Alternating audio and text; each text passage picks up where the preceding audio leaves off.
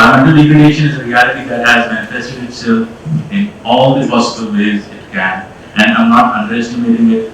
It can do better or worse for that matter. Right?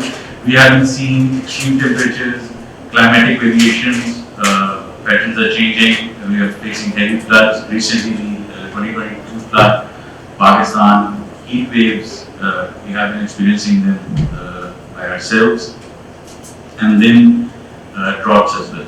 But one key issue that is being manifested by the climate change, environmental degradation, is worsening air quality. And WWF's data says that 4.5 million to 9 million people die annually because of air pollution. So, these figures are really worrisome. They make it important for us to see this issue with high importance and keep it in the higher politics, right?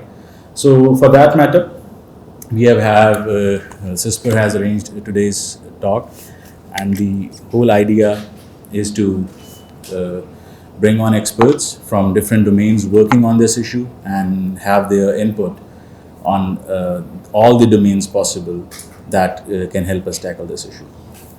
Right?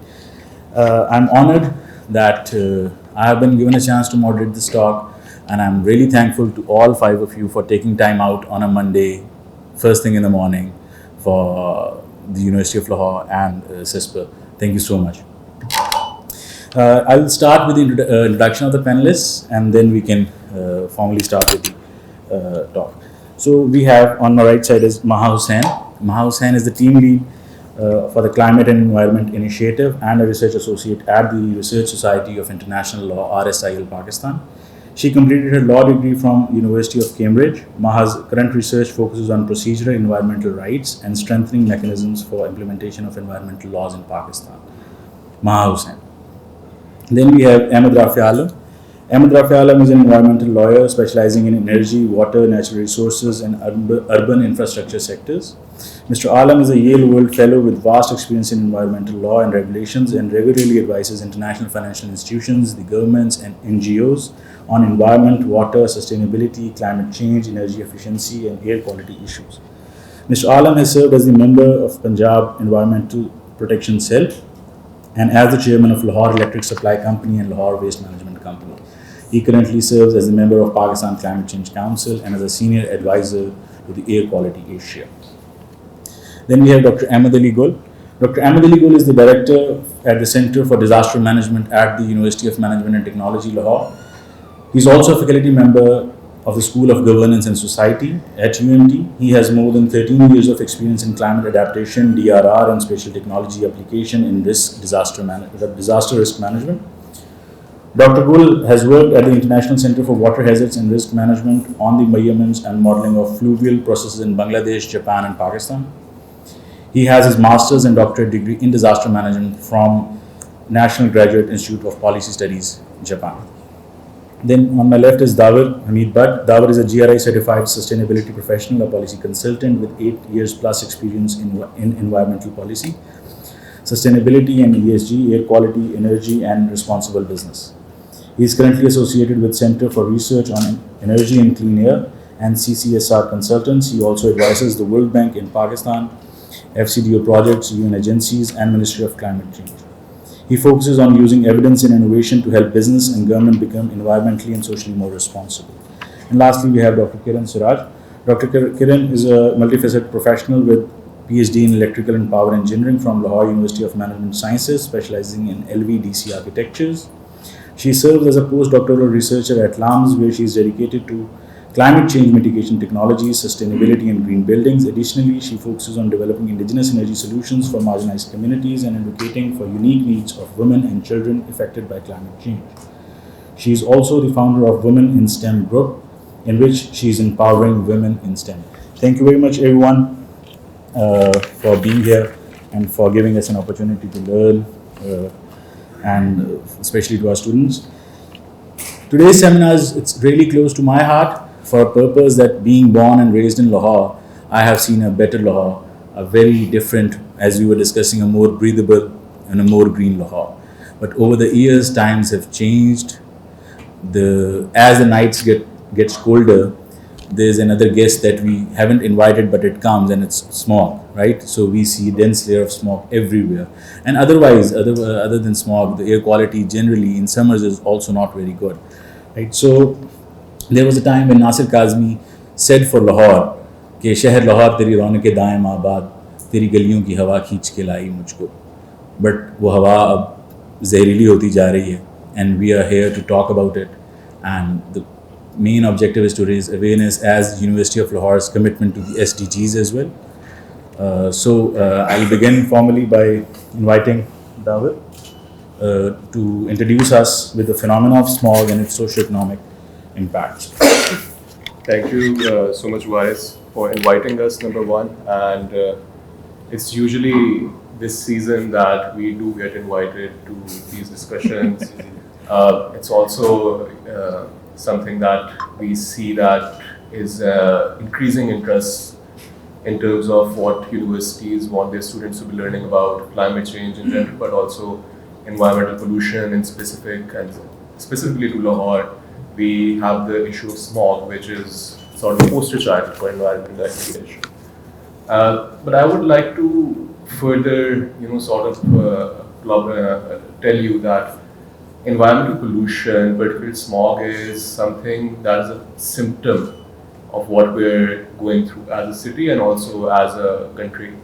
And it starts with the overall sort of lack of capacity of our institutions, all sorts of institutions in general, but particularly city management and your provincial governments, provincial environment protection departments. Other than Lahore being number one in terms of poor air quality, the river Ravi is also the most polluted river in the world.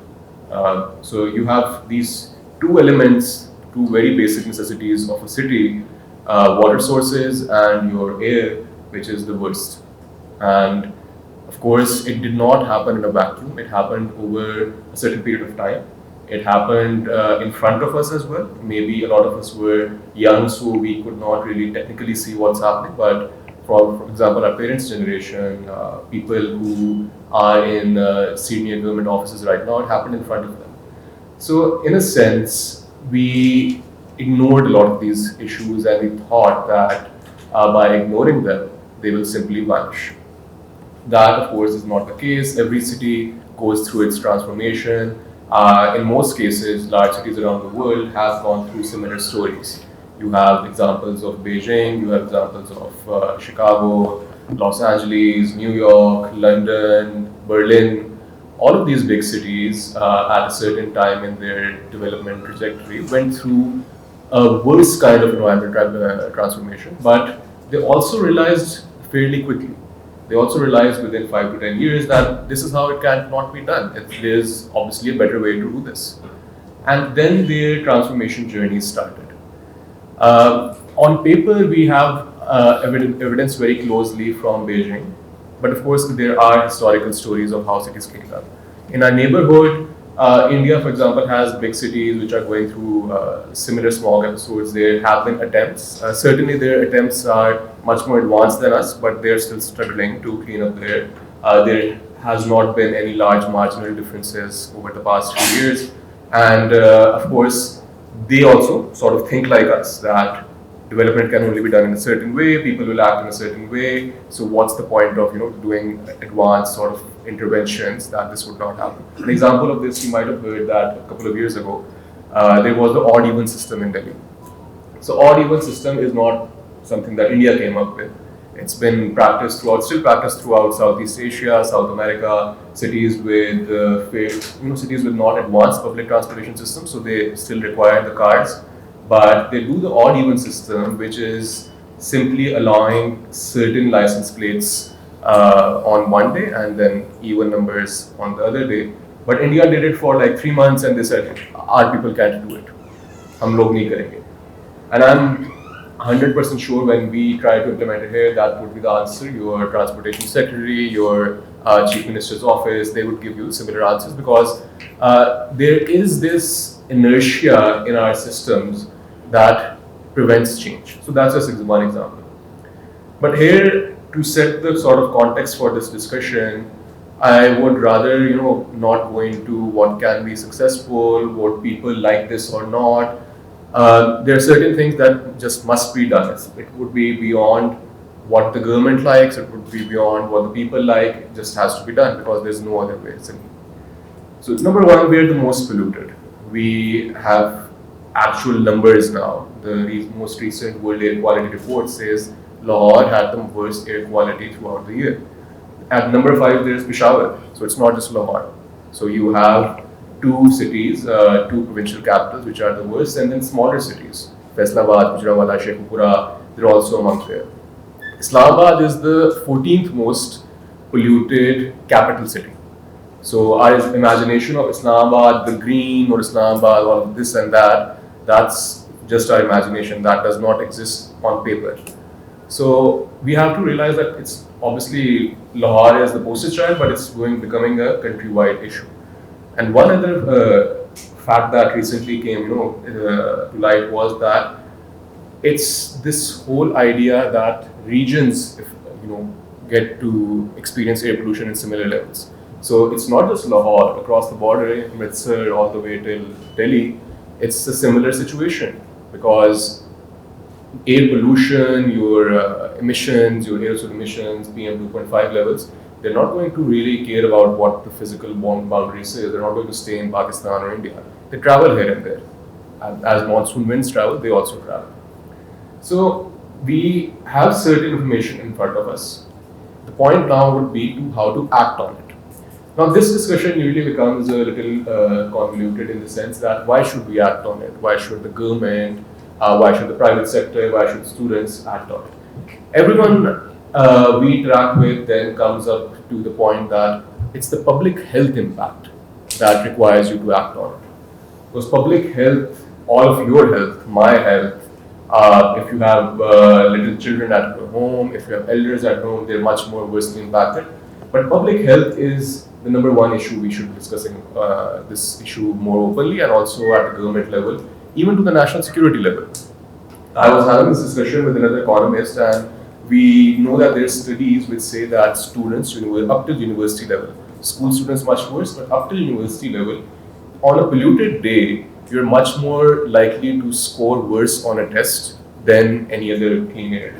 Because just as you wake up, your eyes, your nervous system is going to feel the impacts right away, and you won't be able to make the right decision on that day. And this does not limit only to the sphere of education. A surgeon can perform a surgery bad. An engineer can make a mistake in a project. A serving general can make a bad decision on that day. So you have examples where on a polluted day, chances of making a wrong decision, triggering the wrong button on that day is going to be higher. So for India, Pakistan, this is also a national security risk. It's not just that your soldiers on the border are, getting impacted by the pollution. It's also your decision-making ability is very, very bad. And as we know, our policymakers are not very good at decision-making in general. So pollution might be something to do with all of this. So in that sense, we have to see the public health impact. Right now, the really close, I think the most advanced or really robust analysis which tracks air quality effects is from the University of Chicago's Energy Policy Institute, which says that citizens in Lahore who have been born in Lahore and live through Lahore lose 7 years of their life. And that 7 years does not happen in a vacuum. So it would be that some child in a school goes to school daily. During the peak smog season, when they have exams or whatnot, they start performing poorly, they cannot go outdoors, they cannot do sports, they become obese, obesity leads to diabetes. So you have this compounding of health effects that keeps on making it worse and worse throughout your life. And if you were supposed to live 70 years, your life expectancy only is 63 years. We know very well that Pakistan's life expectancy has been stagnant for a while, and it is a lot due to environmental and climatic changes. Secondly, then you come to the point that you have a huge labor force issue. Your economy is stuck in a very poor situation. You already have gender-related issues where half of your working age population does not work, so it's not part of the labor force, but your existing labor force is badly impacted by it. You cannot have advanced skill development, you stay in the unskilled stage, you cannot provide advanced services. So you are not part of the larger global economy or part of the global value chains. So beyond public health, you have all these different impacts just stemming out of the fact that environmental degradation has happened. Now, a lot of people get confused at why is this happening. There are other cities in the world, bigger cities who have very, very clean air. You have examples of, American cities. Los Angeles is such a vast city and they had pollution issues, but now you barely have AQI going above 50. Then you have smaller cities around the world. You have European cities, London, for example, barely going above 30. So these are cities which vast networks of roads, much bigger industrial estates, and all of that happening. Even China, to an extent, has cleaned up its air. That Beijing no longer is in the top 10 of polluted cities. So why is it this happening? There are a couple of things that have come to light in the past few years. We have studies called source apportionment studies, which basically track down where this pollution comes from. हम लोग in a lot of cases हम लोग जा रहे होते हैं ring road के आसपास, पहले होते थे भट्टे, अब वो भट्टे आहिस्ता आहिस्ता बंद हो गए हैं, कहीं उनको बैन लग गया, कहीं की टेक्नोलॉजी पुरानी है और सिंपली वो उनका प्रॉफिटेबल नहीं रहा बिजनेस, तो उन्होंने बंद कर दिया. तो हम लोग कहते थे यार ये देखो काला धुआं निकल रहा है, ये इस भट्टे का कसूर है कि लाहौर में स्मॉग हो रही है. फिर कोई साहिब थे, पता नहीं कौन से मिनिस्टर थे या कोई सेक्रेटरी थे, उन्होंने कहा ये जो टिक्का शॉप्स हैं लाहौर के अंदर, इनके कोयले का धुआं निकलता है, इससे पोल्यूशन होती है. वो मीडिया ने छाप भी दिया, हमारा मीडिया भी ऐसा है that they don't really back track look for evidence, उन्होंने छाप भी दिया. उसके अलावा हमारे पास एक और बहुत बड़ी एग्जांपल आती है कि ये इंडिया करवा रहे हैं, इंडिया की साइड से आ रहा है. वो आप मेट डिपार्टमेंट के पास जो वो कहता है कि सर्दियों में तो हवाएं हमारी साइड से उस तरफ होती हैं, जो वेस्टर्ली विंड्स होती हैं, तो इंडिया कैसे करवा सकता है. फिर हमने कहा कि अच्छा इंडिया नहीं करवा रहा, तो हमारे यहाँ जो क्रॉप बर्निंग होती है, जो किसान पराली जलाता है, वो करवा रहा है. अब वो उस पर गए तो हमने कहा यार हमारा तो जो पोल्यूशन सीजन है वो तो मई में भी पराली जलती है, मई में जब गन्नों की कटाई होती है तब भी पराली जलती है, तब पोल्यूशन नहीं होती इतनी, अभी क्यों हो रही है. सो these were a lot of confusing statements that were leading to more and more questions. So people came in front, your couple of international institutions like World Bank and UN came in front and said आपको इसकी source apportionment study करवानी पड़ेगी. आप ये नहीं कह सकते कि अच्छा वो बंदा बीमार है तो हो सकता है उसका पेट खराब है और उसे आप वो पेट की दवाई देना शुरू विदाउट चेकिंग कि उसे कोई निमोनिया या उसे कोई फ्लू तो नहीं हुआ हुआ. सो फिर उन्होंने जब सोर्स अपॉर्शनमेंट स्टडी की, उसमें पता चला कि सबसे बड़ा मसला हमारा है ट्रांसपोर्टेशन. ट्रांसपोर्टेशन के अंदर in the if anyone's gone to Pakistan Bureau of Statistics की वेबसाइट, वहाँ there is a list published होती है every year, and it's the large scale manufacturing is a sector of the industry, so it tracks the production in the large scale manufacturing. तो उसमें 2005 के अगर numbers देखें, उसमें है कि पाकिस्तान में in that particular year local manufacturing of bicycles is 6 lakh bicycles per annum, and diesel engines and small motorcycle engines was very little. अब आके देखें तो cycle manufacturing in Pakistan has gone down to 70,000 bicycles, and your car sales and car manufacturing has increased. So you know that socially and you at the municipal level you have a lot more cars. और वो गाड़ियाँ वही 2002 में जो fuel quality थी वो ये अभी तक यूज़ कर रही है. तो सबसे बड़ी वजह वो बन गई ट्रांसपोर्टेशन, डीजल क्वालिटी. आपकी diesel quality is still not improved since the last 20 years. So we are in that situation that हमारी गाड़ियाँ बहुत इंक्रीज हो गई हैं और गाड़ियाँ इंक्रीज होने के साथ साथ जो फ्यूल क्वालिटी थी वो हमने इम्प्रूव नहीं की. So transportation became the number 1 reason. उसके बाद बाकी आते हैं इंडस्ट्री, कमर्शियल, एग्रीकल्चर, उन एमिशंस को हमने देखना है. So at the end of the day your cause of lot of this pollution is गाड़ियाँ. Fuel quality improvement is the responsibility of the federal government. Federal government has lacked in that regard for 2 decades now. जो government आती है उन पे थोड़ी बहुत शर्तें लगाती है और फिर वो they backtrack from it when they realise के the lobby that controls petroleum is fairly strong even in Pakistan. And then you have this whole idea that public transportation is looked down upon in Pakistan. So BRTs, Orange Line, and जब भी ये बनना शुरू हुई इन पे सियासी तौर पे भी और मीडिया के अंदर भी क्रिटिसिज्म हुआ कि आप क्यों कर रहे हैं, लोगों को गाड़ियाँ बांटते हैं. अब लोगों को जब गाड़ियाँ बांटोगे तो उस गाड़ियों का फ्यूल कहाँ से आएगा? How many of us want to regularly afford that expensive fuel? So you have a solution in mind. You have the biggest chunk of pollution coming from transport, so your solution has to be public transport. And that is where I would want to end my sort of speech here, that we want to be discussing a lot more public transport, and at the municipal level, at the metropolitan level, you have to begin at that level of solutions. And I'm sure you might have questions in this regard as well. So we will come back during the rest of the discussion or at the end. And that's about it from my side. Waris, Dr. Kiran, you are free to take the lead. I'm sure a lot of them are holding their breaths after what we have learned. And Dr. Kiran was just showing me the AQI in this room. And Pass it on. My name is Dr. Kiran, Siraj, and I'm not going to bore you with. I'm already going to bore you with my slides. I've written so much on them because I thought that the crowd would be student-based, so I wanted you to actually know what is happening. This is an indoor air quality monitor, right now showing the air quality of this room and Dr. Ahmad is smiling. So your air quality right now is 158. Maybe you will be thinking, okay, bahar smog and we are safe here. But this is the air quality right now that you are inhaling. The carbon dioxide levels in this room are 2148. You can actually, pass it on and have a look. So someone was telling me, you were telling me that America जो वो AQI levels है वो हमारे खुद से generate करता है, but purely this has no कोई chip नहीं है इसमें. This is my personal monitor and you can see for yourself that right now in this year what is the type of indoor air quality that we are inhaling. ठीक है? Okay. so I would request Dr. Kiran Siraj to continue with this second part of the discussion. Then she'll be talking about community engagement and maintaining household air quality. So you all know that Abdul has arrived for stand on the control the small season.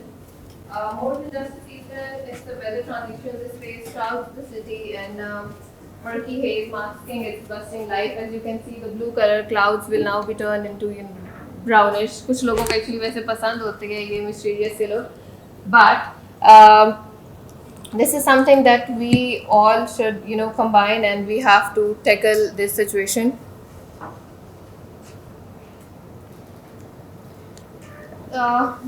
More or less, this is going to be my agenda for today's presentation. I'm going to start with the basic key statistics. Already, Dawar has told us about the key statistics around the world and in Pakistan. Then we'll delve into the indoor and outdoor air quality. I'm just going to give you a flavor of what actually is indoor and outdoor air quality. Then we'll go to the health impacts, the individual levels effects, and community engagement, and then what is the role of stakeholders. Dawar has already talked about this. An estimated 3.8 million deaths in 2016 are linked to household exposures from unclean cook stoves and fuels. Major causes are obviously lung cancer. Major causes are basically non-communicable diseases, which include stroke, heart diseases, pulmonary diseases. Nearly 3 billion people in actually countries like Pakistan, they don't have access to cleaner cooking. They are using biomass, and I'm going to show as I proceed in my presentation that if you're using cow dung, which actually our rural areas are mostly using, the indoor air quality of those houses are above 350. So indoor air pollution ranks at the 8th most significant risk factor for disease globally, and 2.6% of the global burden of the disease is on air quality. This is basically the data of a rural house in which they were burning cow dung, and at the time, as you can see, at the time of cooking, basically they were cooking something in the kitchen, right? So the data shows that 306 was their indoor air quality level in the kitchen, and the other one is from the living room, where you can see that the air quality is like 87%. But I'm not sure that if you can see the major portion in this air quality right now in this AQI is of PM 2.5. You can see that it is 363 micron gram per meter cube, and I must tell you that 24 घंटों में जो WHO का standard है वो just 25 है, and I guess वो भी कम होकर 12 पे शायद आ गया. बट आप खुद ये अंदाज़ा लगा लें कि the amount of PM 2.5 that a person is inhaling in these houses is like how many times greater than the actual standard WHO has allotted us. So these are the key statistics of air pollution in Pakistan. Again, WHO conducted a research in 2019 in which it was shown that 1,28,000 deaths were attributed to the air quality, air pollution. Then World Bank did a study in 2016 in which it shows that 5.7% of GDP loss has occurred because of due to loss of labor.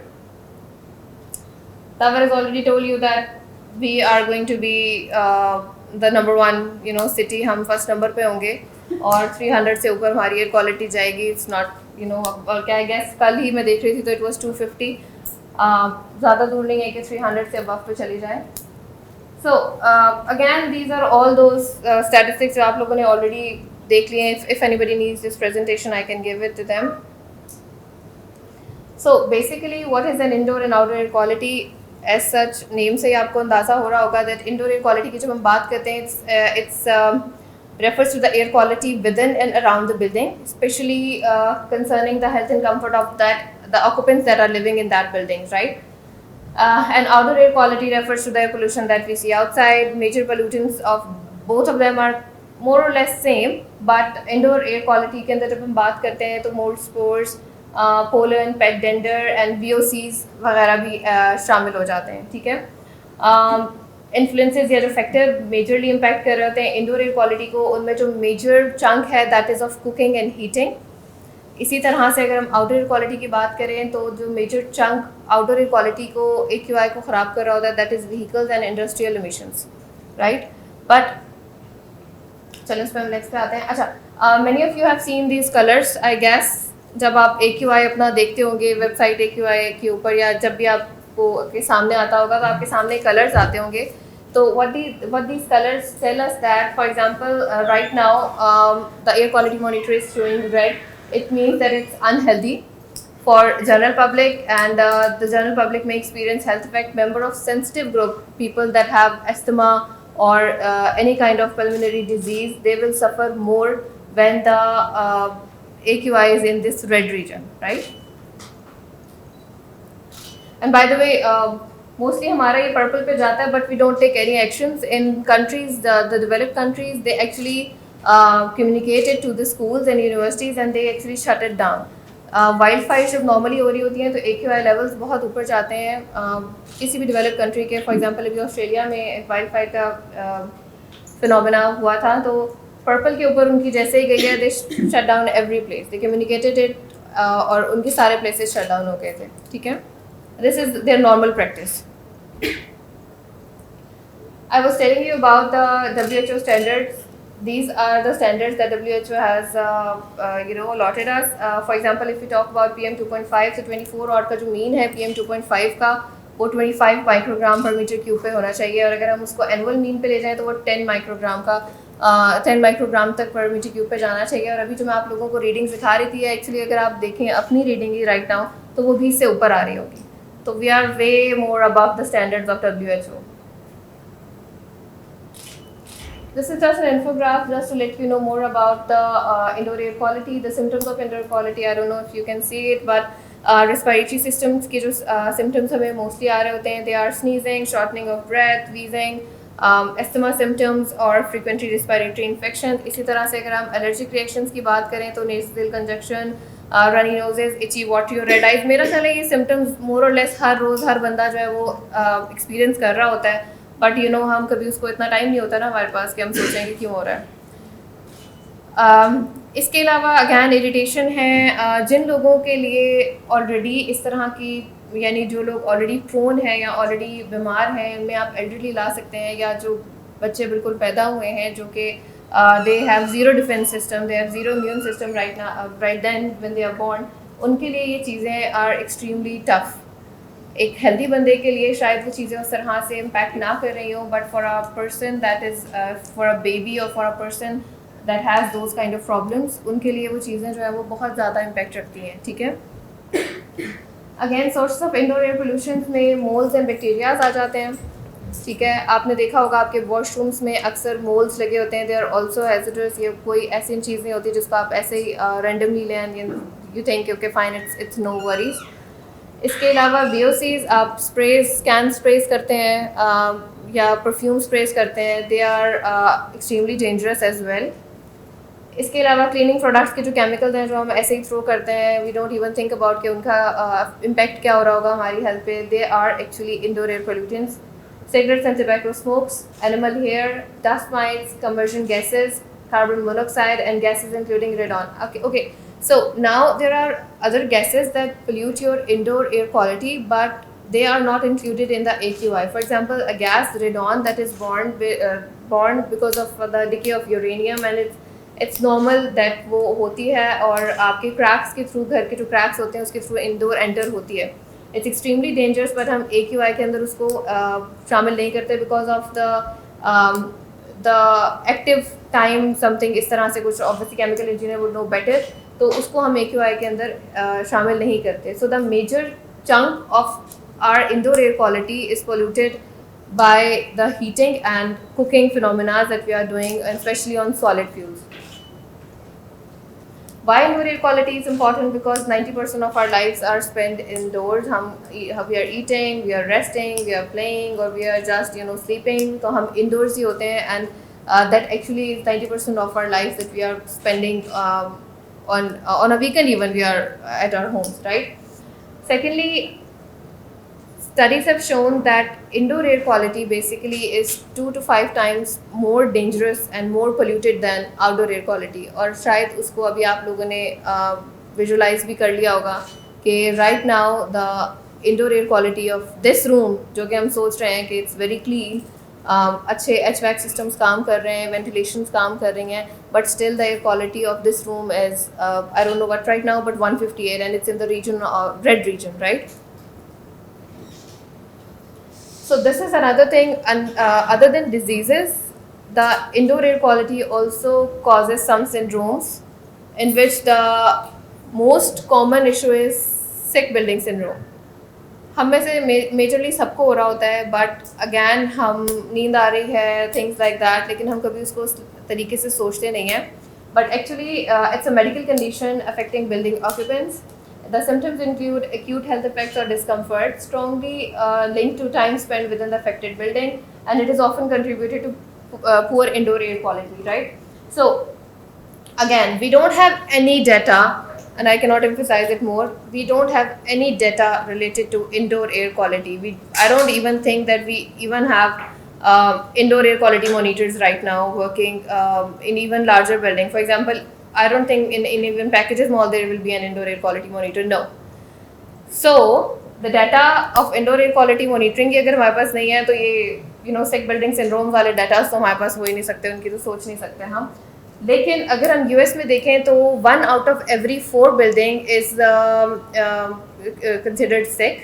जब वो उसका analysis करते हैं तो it's considered sick, और उनके accordingly कि every 20 seconds जो है वो एक डेथ अकर करती है due to indoor air quality because of these buildings. अब इन बिल्डिंग्स के अंदर it's not just our hospitals, we have schools, we have offices, everything.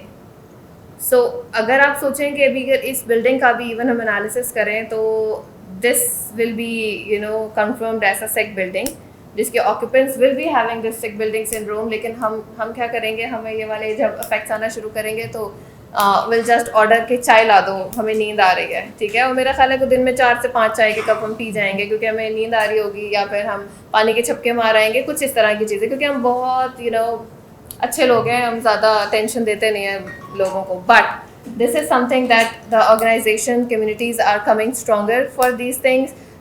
They are demanding कि हमारी जो बिल्डिंग्स हैं they must be healthy, so we will work, otherwise we won't work, right. Please बाद में ना कहिएगा, उनको तंग ना कीजिएगा कि वो सबको लगे कि मैंने आई क्रिएटेड अ रहमत के आप उनसे वो करने लग जाए कि we need a healthy building. Okay, so types of indoor air pollutants, just for your further little bit of information, we have 3 types of indoor air pollutants. Number 1, biological pollutants, chemical pollutants, and particulate matter. मैंने already आप लोगों से इस बारे में बात अभी हमने की है कि mould pollen pet danders and dust mites जो हैं they are all biological pollutants. When we come to chemical pollutants, उसमें हमारे पास carbon monoxide, nitrogen dioxide, volatile organic compounds आ रहे होते हैं. मुझे पता लगा मेरे पास 5 मिनट्स हैं, so I am gonna rush. Then again particulate matter है जो बिकॉज ऑफ कंबशन या इस तरह की चीज़ों की वजह से हो रहा होता है. ठीक है, okay. So now indoor air quality is not just, इंसाफ नहीं करती है. रीज़न इज़ कि it's more common in developing nation. And reason आप सारे लोगों को आइडिया हो रहा होगा क्योंकि डेवलपिंग नेशंस के अंदर we don't have access to cleaner fuels, right. जितनी भी क्या कहना चाहिए, नेशन डेवलपिंग होगी उतना ही उनके पास लिमिटेड रिसोर्सेज होंगी that will lead to the reliance on cheaper fuel and more polluting fuels. अगर आप देखें इस ग्राफ के अंदर तो it will show you that the high income countries they actually have access to electricity, natural gas and petroleum gas and etc. But when you see जो बिल्कुल हमारे पास वेरी लो इनकम कंट्रीज़ हैं, वो अभी भी cow dung, waste, crop residue, even plastic, even they are burning plastic. ठीक है, तो they are doing this. So indoor air quality is totally unjust and it impact more on the countries that are developing. This is a very interesting graph. Right now I not have enough time. आप में से अगर किसी को देखना हो तो they can come to me. बहुत interesting इन links के through graphs open होते हैं जिसमें actually World Bank की एक study थी जिसमें उन्होंने दिखाया था कि जितनी ज़्यादा पुअर एक नेशन है उतनी ज़्यादा death rates indoor air quality की वजह से हाई है. ठीक है, okay, so this is very important slide, but again I'm going to just pass it on. Correlation between indoor and outdoor air quality. Do not even think that if you're having smoke outside the your windows or your buildings, it will not enter indoors. No, it will enter. And what happens is that कि आप बाहर से जब अंदर आए, आप बाहर के एक अलग से pollutants का effect लेकर आए, then when you come inside आपको same वो pollutants inside मिल रहे हैं, तो आपके वो impact आपकी health पे double हो रहा है, राइट. तो वो आप डबल जो है वो डेंजरस जोन के अंदर एंटर हो रहे हैं. सही है. इसके अलावा there are compounds, there are chemical compounds that actually बाहर से अंदर आते हैं, pollutants, and they actually react with the inside air pollutants and make some other dangerous type of chemicals, right. So हम ये नहीं कह सकते. And same happens to indoor air quality. ऐसा नहीं है अगर if I am burning if I am burning solid fuels, they are impacting my outdoors, right. This is not happening कि ठीक है फॉर एग्जाम्पल अगर स्कर्दू के अंदर कार्बन पार्टिकल्स बर्न हो रहे हैं तो they are not impacting the glacier. No, they are going to impact the glaciers. They are going to accumulate on the glaciers. They are going to produce a phenomenon known as sooting and which will melt glacier and that will enhance climate change. will climate change उसकी वजह से fast हो रहा है क्योंकि आपके जो glaciers हैं they will melt in a faster pace now, right. Again, PM 2.5 and indoor PM 2.5 and outdoor PM 2.5, it continuously travels from inside to outside and outside to inside.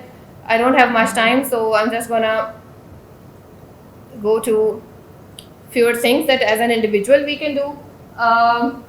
Awareness and education is very important.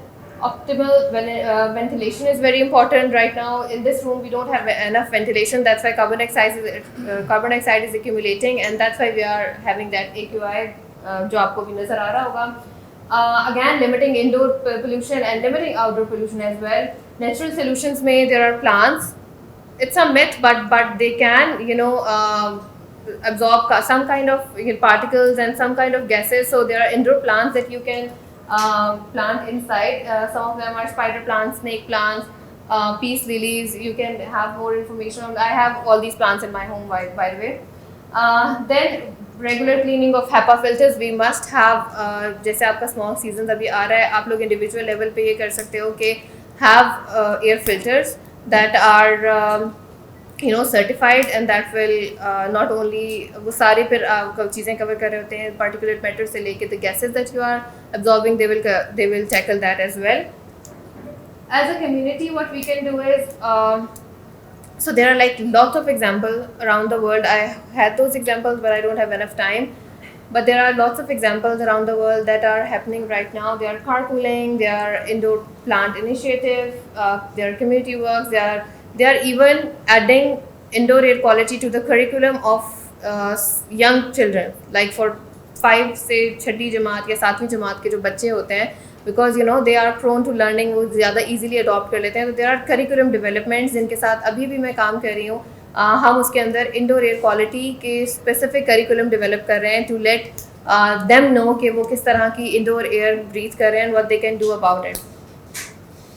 Stake holders में schools and businesses, again हम businesses या schools को pursue कर सकते हैं. जैसे अब मैंने आपको बताया आप लोगों की अभी की इंडोर एयर क्वालिटी ख़राब है, तो you can just ask your management to look into it, to just install air quality monitor, जिससे एटलीस्ट आपको ये पता लगे कि व्हाट इज़ हैपनिंग इनसाइड, क्या आपकी एयर क्वालिटी इस टाइम है, ताकि आप एक डिसीजन ले सकें जो कि बेस्ड ऑन एटलीस्ट डाटा हो. इसी तरह से आपने देखा होगा कि जो हमारे स्कूल्स हैं, हमारे स्कूल्स जनरली सारे मोस्टली जो हैं वो रोड्स के ऊपर हैं. तो basically what we are doing is कि हम अपने बच्चों को उस डेडली इन्वायरमेंट में भेज रहे हैं विदाउट नोइंग कि वहाँ से PM 2.5 का फ्लो किस तरह से मूव कर रहा है, because no school has right now indoor air quality monitors. What I want is कि जो पेरेंट्स हैं at least they should know this, they should at least force you know schools, और उतना कॉम्पिटिशन होता है ना नॉर्मली स्कूल्स में, that they will do it.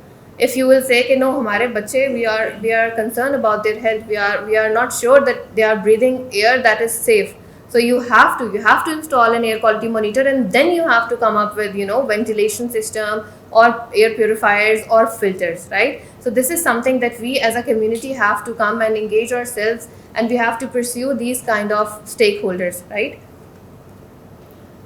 Community engagement in Pakistan में वो सारी चीज़ें जो मैंने आपको ऑलरेडी बताई हैं ऑब्वियसली वो होनी चाहिए, लेकिन क्योंकि पाकिस्तान का एक इंफ्रास्ट्रक्चर और हमारी एक मेंटल डेवलपमेंट थोड़ी सी डिफरेंट है, so what we can do further is that कि हमारे पास जब तक फाइनेंसिंग स्कीम्स या सब्सिडीज़ हमें गवर्नमेंट अप्लाई नहीं करेगा या हमें गवर्नमेंट नहीं देगा तो हम कुछ नहीं करते. सही है. So we have to come up with business models जिसके अंदर हम बेसिकली एयर क्वालिटी मॉनिटर्स को फॉर एग्जांपल एक्वायर करें, या इसी तरह की फर्दर जो भी फिल्टर्स हैं उनको एक्वायर करें. तो उसके लिए हम एक फाइनेंसिंग मॉडल्स या स्कीम्स हम कर सकते हैं. इसके अलावा लोकलाइजिंग एयर क्वालिटी मॉनिटरिंग इनिशिएटिव्स हम बीइंग अ कम्युनिटी NGOs के साथ मिलकर खुद से डिप्लॉय कर सकते हैं. There are many organisation that are working right now for schools, for hospitals. तो हम एटलीस्ट ये तो कर सकते हैं कि हम इकट्ठे हों and then we start you know providing them schools और द हॉस्पिटल्स जो हमारी क्रिटिकल बिल्डिंग्स हैं उनको एटलीस्ट हम एयर क्वालिटी मॉनिटर्स प्रोवाइड करें, राइट? इसी तरह से women empowerment is extremely important. जैसे दावर ने बताया 50% of our women are you know airborne होता है ना, वो होम बोर्न है, हर वक्त ही घर के अंदर होती हैं. They are doing nothing. ठीक है. No, they are doing things, ऐसी बात नहीं है, मतलब obviously working continuously working in kitchen and ये वो, but they don't have any क्या कहना चाहिए, उनको शऊर नहीं है उस तरह का कि maybe what they can do is. मैं आप लोगों से एक छोटा सा चीज़ डिस्कस करूँगी. First I want to tell you one more thing. हमारे रिलीजन इंस्टीट्यूट्स के अंदर हम इंटीग्रेट हो सकते हैं क्योंकि पाकिस्तान के अंदर मज़हब के नाम पे यू नो बहुत रिस्पेक्ट दी जाती है. So what if our religion scholars, जो हमारे स्कॉलर्स हैं, they are doing something like that. हम यू नो मॉस्क्स के अंदर ये काम स्टार्ट कर सकते हैं. तो as a community this is something जो हम खुद से कर सकते हैं. हर चीज़ को गवर्नमेंट के ऊपर डाल के कहना कि okay fine this is something that government will do. No. We can actually, you know, engage and mobilize our resources to do such things. Okay, so changing cooking habits. This is my last topic, sorry. First of all, I want to give you example of my own house, right? This is the data that I collected on 12/7/2023. As you can see कि आपको मेरे data में, मेरे घर के data में नज़र आएगा. मैं 5 मरला के घर में रहती हूँ, बिल्कुल साइड पे है, सामने पार्क है, बहुत ज़्यादा ग्रीनरी है, and I am very happy कि मैं बहुत अच्छी इंडोर एयर क्वालिटी में रहती हूँगी, right? But this is the air quality of my house when my mother was cooking paratha for my younger sister. अच्छा, अब आपको लग रहा होगा इट्स वेरी यू नो एक बड़ा हार्मलेस सा काम है पराठा बना लेना, राइट? इससे लिटरली 2 मिनट्स पहले जो मेरे घर की एयर क्वालिटी थी that was in red zone. अच्छी वो भी नहीं थी but that was in red zone, right? The moment my mother started to cook paratha, then वो ऑयल के ऊपर उन्होंने पराठा रखना शुरू किया और वो बनाना उन्होंने शुरू किया. The air quality was like this. अब मैंने अम्मा को बताया हुआ है कि हमारे घर में ड्राई झाड़ू भी नहीं डलेगी क्योंकि ये actually these are the things that are you know adding to these indoor air quality of my house, right? So paratha बनाना is a very basic thing, ठीक है, लेकिन इतना PM 2.5 जनरेट हो रहा होता है, इतने पार्टिकुलर मैटर और कार्बन पार्टिकल जनरेट हो रहे होते हैं सिर्फ उस ऑयल और फूड की जो यू नो वो जब इंटरेक्ट करते हैं आपस में, कि वो आपको एयर क्वालिटी मॉनिटर में नज़र आ रहा होगा, राइट? ये 2 बजे का था, राइट अराउंड 2:45 का, एंड उसके बाद आप देख सकते हैं कि भी उसी प्लेस पे मैंने रखा हुआ है और वो 5:26 के ऊपर मेरी एयर क्वालिटी नॉर्मलाइज होना शुरू हो गई है. आधा PM 2.5 बाहर चला गया होगा, बाकी आधा मैंने नेल कर दिया होगा, right. So this is what happened. अब आप देख सकते हैं example of air quality of LUMS, जो कि UL से बेहतर है. The reason is this is the air quality of my office, and the reason that it is so clean is कि हमारे वी मेड श्योर कि हमारे जो HVAC सिस्टम हैं और जो वेंटिलेशन सिस्टम है, they are top grade. First of all vacuum होता है कंटिन्यूसली, और सबसे बड़ी इंपॉर्टेंट बात ये है कि बिल्कुल ही आपने अगर लम्स की लोकेशन देखी हो तो वो एक तो वैसे ही ग्रीनरी DHA के साइड पर है, और उसके भी बहुत अंदर जाके हमारा स्कूल आता है, और उसके भी बहुत ही अंदर जाके मेरा ऑफिस आता है, राइट. तो zero air quality is something जो मैंने सिर्फ अपने ऑफिस के अंदर ही अचीव किया, इसके अलावा नहीं. सो मुझे ये बिल्डिंग सिंड्रोम नहीं होता, and I have to work. मुझे कोई बहाना नहीं मिलता कि मैं को no I am having that syndrome myself. So conclusion is that the air we breathe is a source that we all have to share. There are lots of methods that as a community we can do. और कुछ नहीं कर सकते ना, तो घर जाके आज आपने पराठे बनाने भी है ना, तो आपने दरवाज़ा बंद करके बनाने हैं, ठीक है. झाड़ू नहीं देनी है, try to use wet mops ताकि आपके वो डस्ट पार्टिकल्स ना मूव करें. अगर आप क्लीनिंग प्रोडक्ट्स यूज़ कर रहे हैं तो क्लीनिंग प्रोडक्ट्स के लिए नेचुरल विनेगर बेस्ड सॉल्यूशंस लें जो कि वो पार्टिकल जनरेट नहीं कर रहे होते. There are so many things. हम सोचते हैं कि जनरली अगर हम एक छोटा सा काम कर लें, अच्छा ठीक है मैं दरवाज़ा बंद करके बना भी लूँगा तो क्या फ़र्क पड़ेगा. नो, वो आपके घर वालों को फ़र्क पड़ेगा. So you have to decide for your family first of all, and then you can talk about others family जो कि बाहर है, सही है. एंड जब हम बाहर मूव करते हैं तो for the starters what you can do is कि जिस तरह ये एक हमने अवेयरनेस कैंपेन स्टार्ट की है, हम स्कूल्स में जाके अवेयरनेस कैंपेन्स कर सकते हैं. And there are lots of things that we can do. So sorry but this is all from my side. अगर आपकी किसी के भी कोई क्वेश्चन हो तो I am happy to answer. So much doctor Kiran, से ज़्यादा पराठे खिलाते हैं. Yes. So we should all also be having. And also open flame cooking as well. But what can I do? beside me is really well. Okay, खाने से वैसे ही आपको He attack on the barbecue section. But thank you so much for such a in-depth and detailed session on air quality. I'm sure that before you entered this room in the morning, you were breathing bad air, you were living a carefree life. Now I have taken that into measure thanks to Dawar, Kiran, and what is to follow. So thank you once again. Now I would like to invite Dr. Ahmad for a session on understanding spatial and temporal changes in trends of smog and air quality. Dr. Ahmad. Thank you so much, Waris. Thank you for the very interesting discussion. It's very difficult to follow that kind of presentation, and I feel like I should have made a presentation myself. So, because there are some things which could be interesting to show related to the topic that I wanted to talk about. Dawar pointed out the socio-economic impacts of air pollution, air quality for us, and it's absolutely immense. It's also not justly distributed. It's also something that's the aspect that we haven't talked about enough. और वो I'm sure कि हमारा जो भी Q&A session होगा उसके भी we can have that kind of discussion. But something which was very it's really struck me was the air quality life index report which came out a few months ago, and which Dawar also talked about. It's something around up to 7 years of our life diminished by bad air quality. And globally, it's pretty bad. Global average is around 2 years, but it kind of emphasizes how important it is to talk about globally. But for us, it's more so because it's really, especially I think because of our demographics. We have a very young population, and a young population is more susceptible to the impacts of air quality. So, related to this, we were I think having a discussion with Abdul in UCLA on the Southern California children's health study, And that's a study that, LA had a terrible air quality, San Francisco area, Bay Area, बहुत बुरी air quality थी in the 90s, and they decided to have this air quality study between 1993 and 2001. And they conducted it over, I think, these 10, 12 years, or 10 years or so, or uske andar, they had around 1,700 plus children that were a part of the study, so it was pretty comprehensive.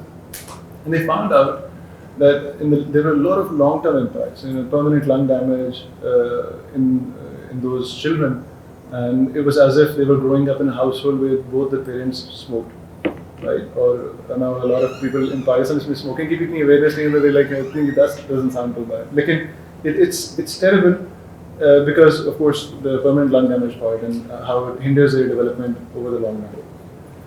What really, once this report came out, the children's health study was being conducted, the California state really, went into overdrive. It really prompted them to take policy interventions. It really prompted them to review their vehicle emission standards. It really prompted them to review their fuel standards, right? Or it went so much so that California, it led the way for the federal government, for the EPA, to set those minimum standards for everybody else. And that, that's where it really started. But for me, the really alarming part of this conversation that we were having was the fact that this Southern California children's health study was based on the air quality which they were experiencing, which was like 10 times less than what we experience in most of our cities. And it's really alarming that, where are our children's health studies, and where is our outrage, and where is our policy interventions which is supposed to control all of this, mitigate all of this, and really take our public health seriously. So I guess that's why we are here. We're all here to discuss and talk about that. But it really highlights the importance of what we're talking about here. One of the things is that it's the first step if you want to really improve something. अगर आप किसी भी चीज़ को improve करना चाहते हैं, the first step is to first measure it, right? So there's a lot of discussion related to that by Dr. Kiran, and she was talking about how indoor air quality is so important. It's really important because we spend a lot of our time indoors. Women are disproportionately more affected. We don't have enough awareness related to clean fuels, etc. But we don't really have awareness regarding ambient air quality as well. One way would be, of course, to have, for example, अगर हमारे लाहौर के अंदर different areas हैं, we have Port Lakhpat है, Greentown है. These are the areas adjacent to the Qaid-e-Azam industrial estate. And that industrial estate is burning high sulfur fuels. They don't have scrubbers working, and it's all sorts of terrible problems that we don't know about because we're not really measuring. So how do we know that Greentown में लोग densely populated areas हैं? How are those areas being affected? The only way would be to have air quality monitors over there. And air quality monitors, जिस तरह की अभी हमने example लिया, आप सबने उसको देखा होगा. It's very simple thing. It's something that you can have. One easy way would be कि आप अपने air quality monitors को trust करें जो कि आपको EPA provide करेगी information. How many of those do we have in Pakistan? In Lahore, I think 4 लगे हुए हैं. अगर आप उसकी website पे जाके देखें, on a good day. On a bad day, on an average day, it's like 2 sensors reporting for the entire city. So let's say एक उसमें से लगा हुआ पंजाब यूनिवर्सिटी में, एक उसमें लगा हुआ है let's say टाउन हॉल में लगा हुआ है, right? So what would you do? अगर आपके पास यहाँ पे डॉक्टर किरण का सेंसर ना होता, how would you know what is the air quality in UOL right now?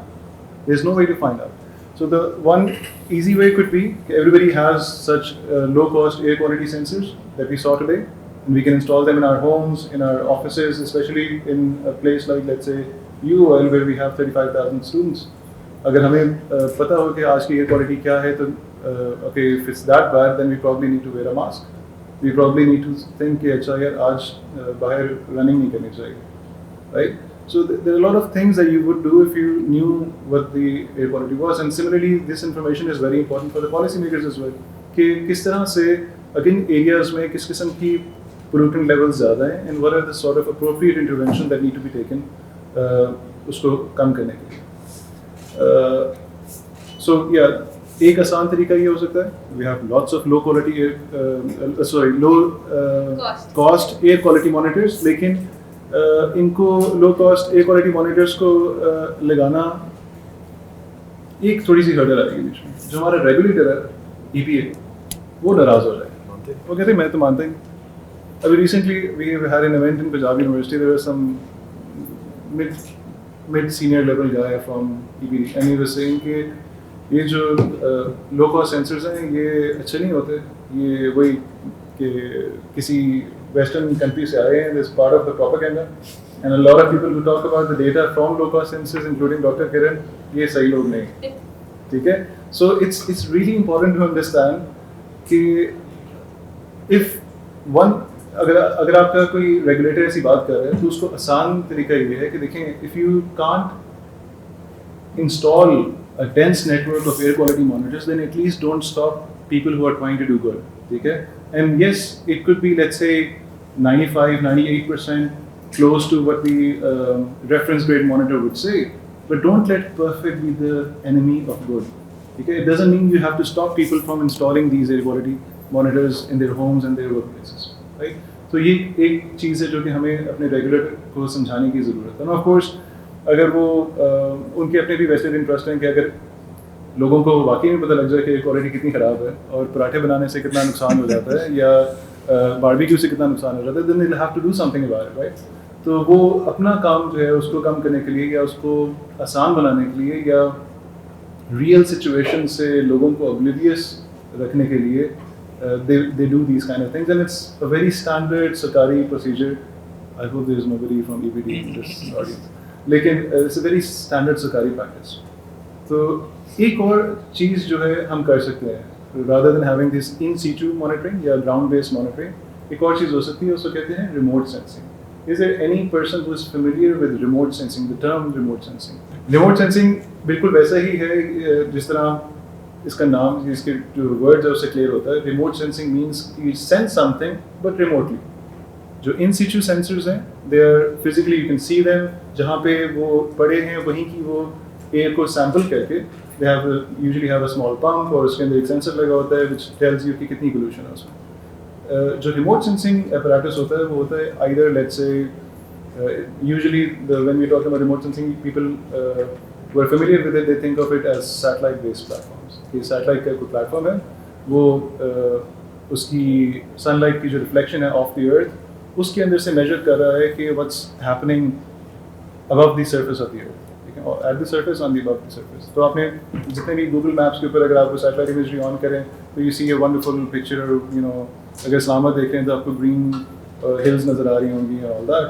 So those kind of satellites जो ऑप्टिकल सैटेलाइट्स होते हैं उनके अंदर ही एक एबिलिटी होती है जो एरोसोल ऑप्टिकल डेप्थ को मेजर कर सकते हैं. When I was not really into air quality, I used to determine aerosol optical depth to actually fix the image. It's like आप अपने image का अंदर आपने किसी चीज़ की तस्वीर खींची है, it was a bit hazy, तो आपने अपने application में जाके उसको ना contrast change किया है to make it a bit brighter. So you're actually removing that haze. तो उसी तरह satellite images के अंदर हम जो aerosol optical depth थी उसको हम haze remove करने के लिए इस्तेमाल करते थे. So that's actually the bad air quality or the aerosol that you're trying to see through. So there are lots of satellites like that you can use. सबसे बड़ा फ़ायदा क्या था रिमोट सेंसिंग के सैटेलाइट्स और इन चीज़ों का इस्तेमाल करना? That's something that Dawar also mentioned earlier. वो ये थी कि ग्राउंड बेस्ड सेंसर्स जो हैं उनका प्रॉब्लम ये है कि one sensor is let's say in UOL right now, there is another one in Punjab university, और उसके बीच में कई किलोमीटर हैं, कई हज़ार लाख लोग रहते हैं फॉर एग्जाम्पल, राइट. सो लाखों people are living between that area but they don't know कि वहाँ पे क्या एयर क्वालिटी है.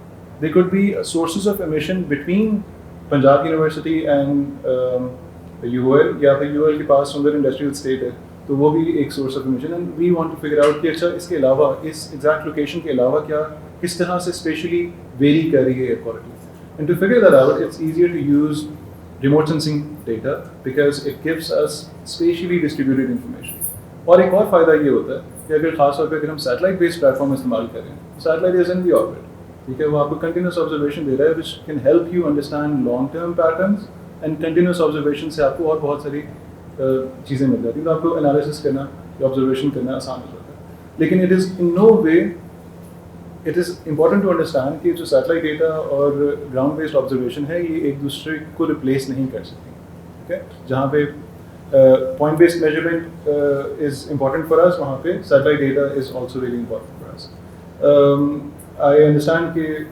May be there some of you who are interested to work on this because इसमें बहुत इंटरेस्टिंग किस्म का एनालिसिस हो सकता है गूगल ने एक सर्विस बनाई हुई है उसका नाम है गूगल अर्थ इंजन ठीक है गूगल अर्थ इंजन के ऊपर जो बहुत सारा टेक्निकल काम था उसको उन्होंने आसान कर दिया वो कैसे कि पहले पुराने ज़मानों में you know I am very old guy तो जब हम you know back in the olden days जब हम सैटेलाइट डेटा एनालाइज करते थे तो we had to select an image download that image analyse that ओहो इसमें तो बड़ा क्लाउड है then you have to go back and you know select another data download करते थे फिर उसको एनालाइज करते थे और अगर आपने गलती से आप किसी ने कह दिया है सुपरवाइजर ने बॉस ने कि जी आपने एक long term time series download करनी है या एनालाइज करनी है तो you have to download everything first analyse it and then create something so the Google Earth Engine is a cloud based platform जो कि आप वेब के ऊपर ही सारे जो फ्रीली अवेलेबल सैटेलाइट डेटा की सोर्सेज हैं उनको एनालाइज कर सकते हो और उसके अंदर ये सारा जो for example Sentinel five TROPOMI is a very interesting platform जिसके अंदर ये ओजोन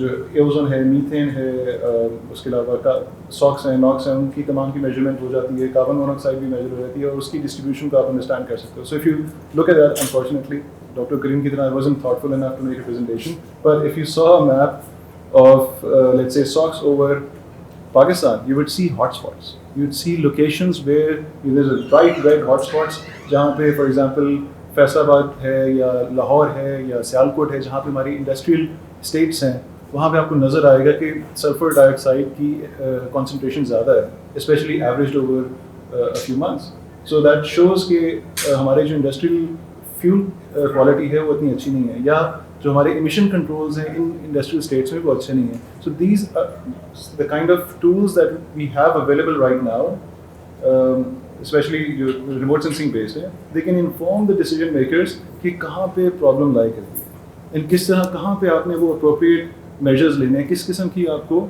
इंटरवेंशंस दरकार है फॉर एग्जांपल यूसी डेविस के अंदर there was really interesting terrestrial based remote sensing platforms and I really found them interesting क्योंकि UC Davis के पास there were some gas fields and we have some gas fields in Pakistan as well right? तो gas fields की बड़ी interesting बात ये है कि nobody talks about gas की प्राइस का तो शायद आप सबको पता होगा लेकिन आपको ये नहीं पता होगा कि उनके ड्रिलिंग के दौरान और ट्रांसमिशन के दौरान कितने लॉसेस होते हैं and those losses methane is a very potent greenhouse gas and it's also affecting the air quality और वो losses के बारे में कोई बात नहीं करता जो oil and gas company oil and gas industry है वो भी बात नहीं करती because they don't really want you to know कि उसका उनका let's say carbon footprint कितना है या उनका impact कितना है so they don't want to talk about it लेकिन that's very significant so there are a lot of different kinds of platforms which can help us identify methane Pakistan में also भी इसलिए important है because हमारे बहुत सारे open landfills हैं and they are huge sources of methane So there are a lot of things that we need to do. Of course, the only way to find out कि कहाँ problem lie करती है is to take that first step and measure it. Okay? So I'll try to sort of wrap it up here, and we can have some question answers later on. Thank you. Thank you so much, Dr. Ahmad. And he has pointed out rightly. Maybe they don't want us to know certain things. Because if we know, maybe we'll ask them that do something about it. But I remember this poem by Mahmood in between uska stanza hai, where will we go after the last frontiers? Where will the birds fly after the last skies? And where will the plants sleep after the last breath of air? So आज नहीं तो कभी तो पता चल ही जाएगा जब मतलब we'll become numbers probably one of those अभी जो डॉक्टर किरण ने दिखाए कुछ annual deaths में some of us will become numbers to that maybe. So I hope, but awareness, as you said, is the first step, and then data collection. It's of utmost importance. With that, I would like to pass the mic on to Maha Husain, probably. She'll be talking about the structures of governance that can help us. Or first, we will like to know what is happening in the structures of governance that is hindering us not achieving anything. So, Maha Husain. Thank you. So I think everybody has spoken about the health impacts and the overall impacts of poor air quality in Lahore, but also in Pakistan. And I don't think that any of us can overstate what a public health emergency it is. I think we're not currently seeing the exact outcomes of it because Pakistan has a very young population, and so you're not seeing the results in terms of mortality. But in the next 20, 30 years, the incidence of like pulmonary diseases have already been increasing and will be increasing. So from a governance standpoint, it's also important to recognize that this is probably one of the biggest public health emergencies in Pakistan today. And it's not something that we can solve within a day or within one government's term. It's something that you need a long-term consistent policy on, and you also need collaboration from a lot of different stakeholders. So you've heard about what can the community do about this, what can the government do about this, what can private parties do. So it's important for all of these stakeholders to work together. Now, before I get into how we can fix the governance issues we have, I want to discuss why air pollution is such a difficult issue to govern. And it's not just that ये Pakistan में एक issue है और Pakistan की government isn't dealing with it properly. It's a global issue. So UNEP released a report in 2021 where it was the first assessment of air quality legislation. A global assessment of about 190 countries. And they noted that despite the fact that legislation on air quality standards is increasing, more countries have passed legislation on air quality standards, the air quality continues to deteriorate. So this is a global issue that everybody is facing, and governance is the toughest part of it. Because you make legislation, you make policies, you say we will do this, you make a plan, but in the end, are you really implementing that plan, and are you seeing the results in terms of improved health outcomes? So why is air pollution such a big issue? Why is it so hard for any of these countries to tackle? I think the reason for that is because of the breadth of organizations or issues that it covers. So it's not just an issue for industries. It's not just an issue for health. So you have to look at so many different ministries within the government structure as well. So अगर आप लोग policy standpoint से देखें, you have to include the Ministry of Health, you need to include the environmental departments, Ministry of Climate Change, you're including your Ministry of Industry and Production, also Energy and Petroleum, also transport. So you're looking at railways, you're looking at aviation, you're looking at maritime as well. So there about 100 organizations, I think, Pakistan mein hi, that you have to include in this conversation because this comes within their mandate. And I think an issue that we see Pakistan mein is when some problem comes within an overlapping mandate. So if it's within the mandate of the Climate Change Ministry and it's within the mandate of industries and production, then neither of them are going to touch it. Because they'll say, ye to sabka kaam hai, hum nahi kar rahe. So there's that issue of who is responsible for implementing the policies, and then who is responsible for making sure that the policies are implemented the way they're written. So that's one issue also. And the other thing is, Pakistan, we've created so many regulatory authorities as well, that they also have responsibilities, and then they also have to be there when you're creating policies, when you're enforcing policies. So you have the Oil and Gas Regulatory Authority, you have the Energy Efficiency Council, you have the Alternate Energy Development Board, you have the Pakistan Environmental Protection Council, you have the Pakistan Environmental Protection Agencies, then the provincial agencies. So there's so many different authorities that you have to include in this conversation. Then the second issue is a vertical issue, which is that air pollution doesn't just stay within your district, or it doesn't just stay within your province. It goes beyond borders. It's a transboundary issue. So we have to not only think of air pollution on a state level, कि Pakistan में क्या हो रहा है, we have to look at it on a provincial level, कि Punjab में क्या हो रहा है, but we also have to look at it on a district level, then we have to look at it on a tehsil level also, then you have to look at individual cities, and then within those cities you need to look at where are those hotspots. So you're going through so many different departments and organizations on different levels that you really need to have an effective coordination strategy between these levels. And the reason why it's important for us to come down to the minute details, कि Lahore में कितने लोग हैं, industry कहाँ है, pollution कहाँ है, and where the people who are most affected, is because there are two types of groups that you need to think about when you think about air pollution. Those are groups that are vulnerable, and then groups that are susceptible. So vulnerable groups are people who, because of their economic circumstances, are likely to be exposed to air pollution more.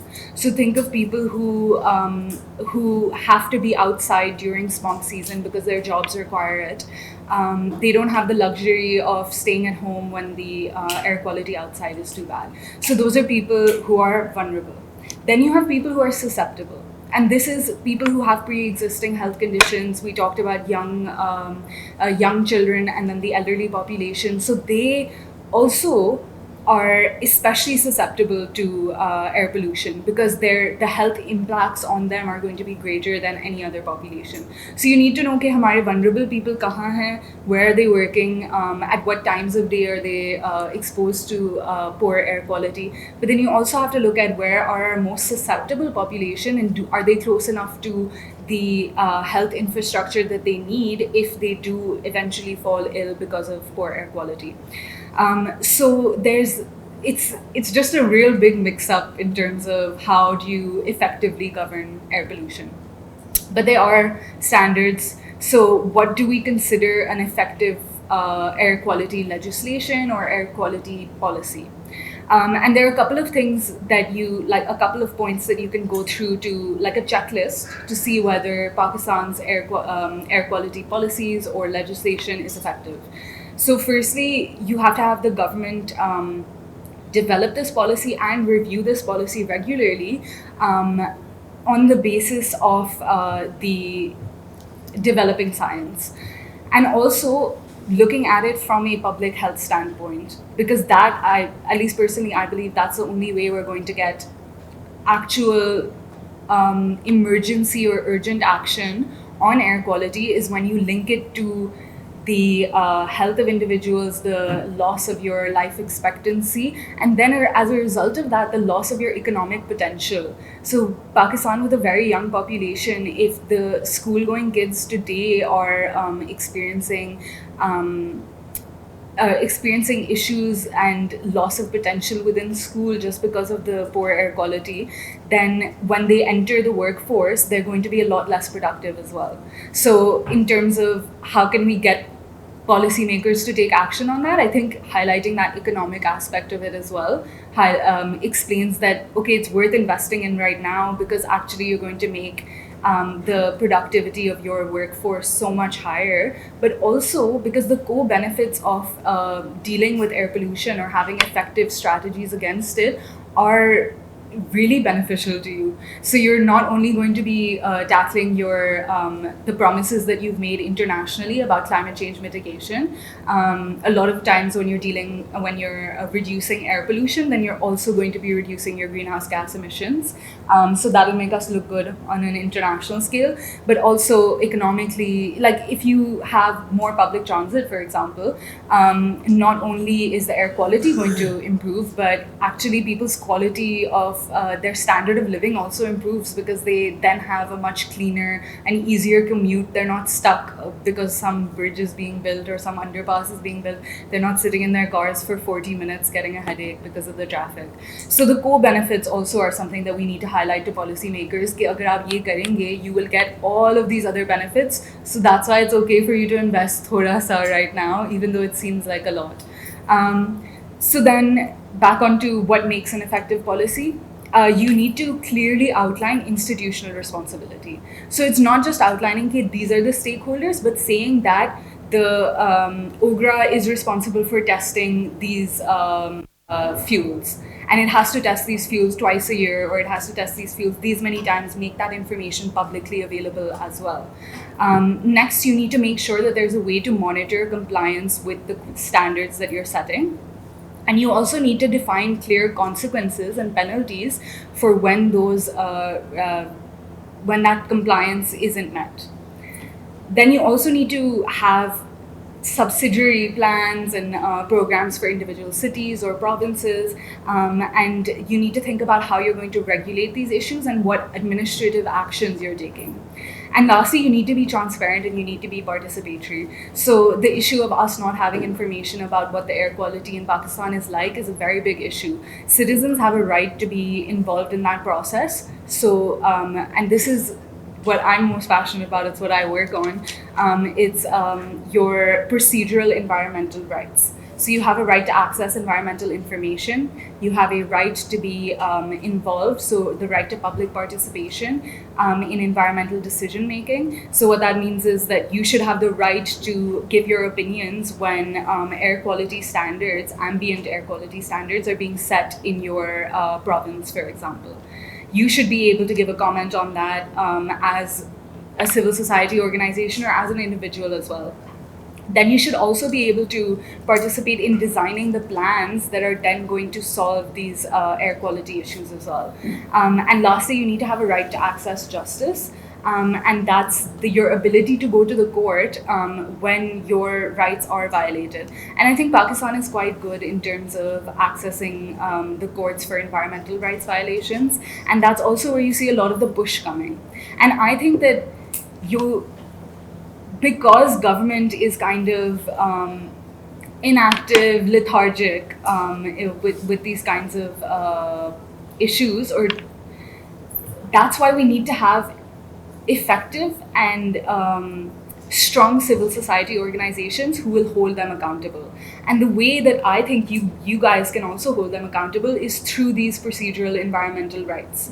So when the EPA is not giving you information about what the air quality in Lahore is like, you can say, I have a right to access this information. This right is within the law in Pakistan. There's also precedent for it. So I should be able to see that information. Once you get that information, how do you interpret it? What do you do with it? Then after that, they'll produce a plan on air quality standards and about how they're going to achieve better air quality in Lahore, for example.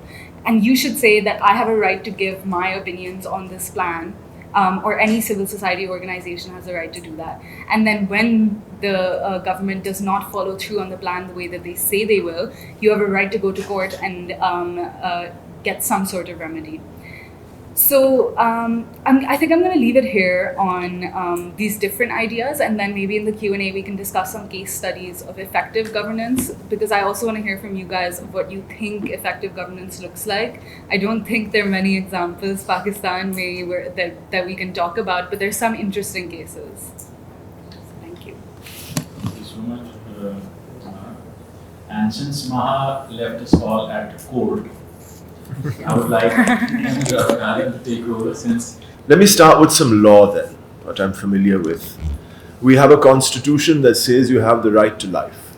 और ये ज़िंदगी मौत का ही सवाल है. You are losing 7 years of your life, and unless things are done, this life expectancy loss is only going to increase in your lifetime.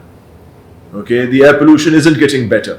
It's only getting worse unless things like Dawar was talking about, we get better fuel.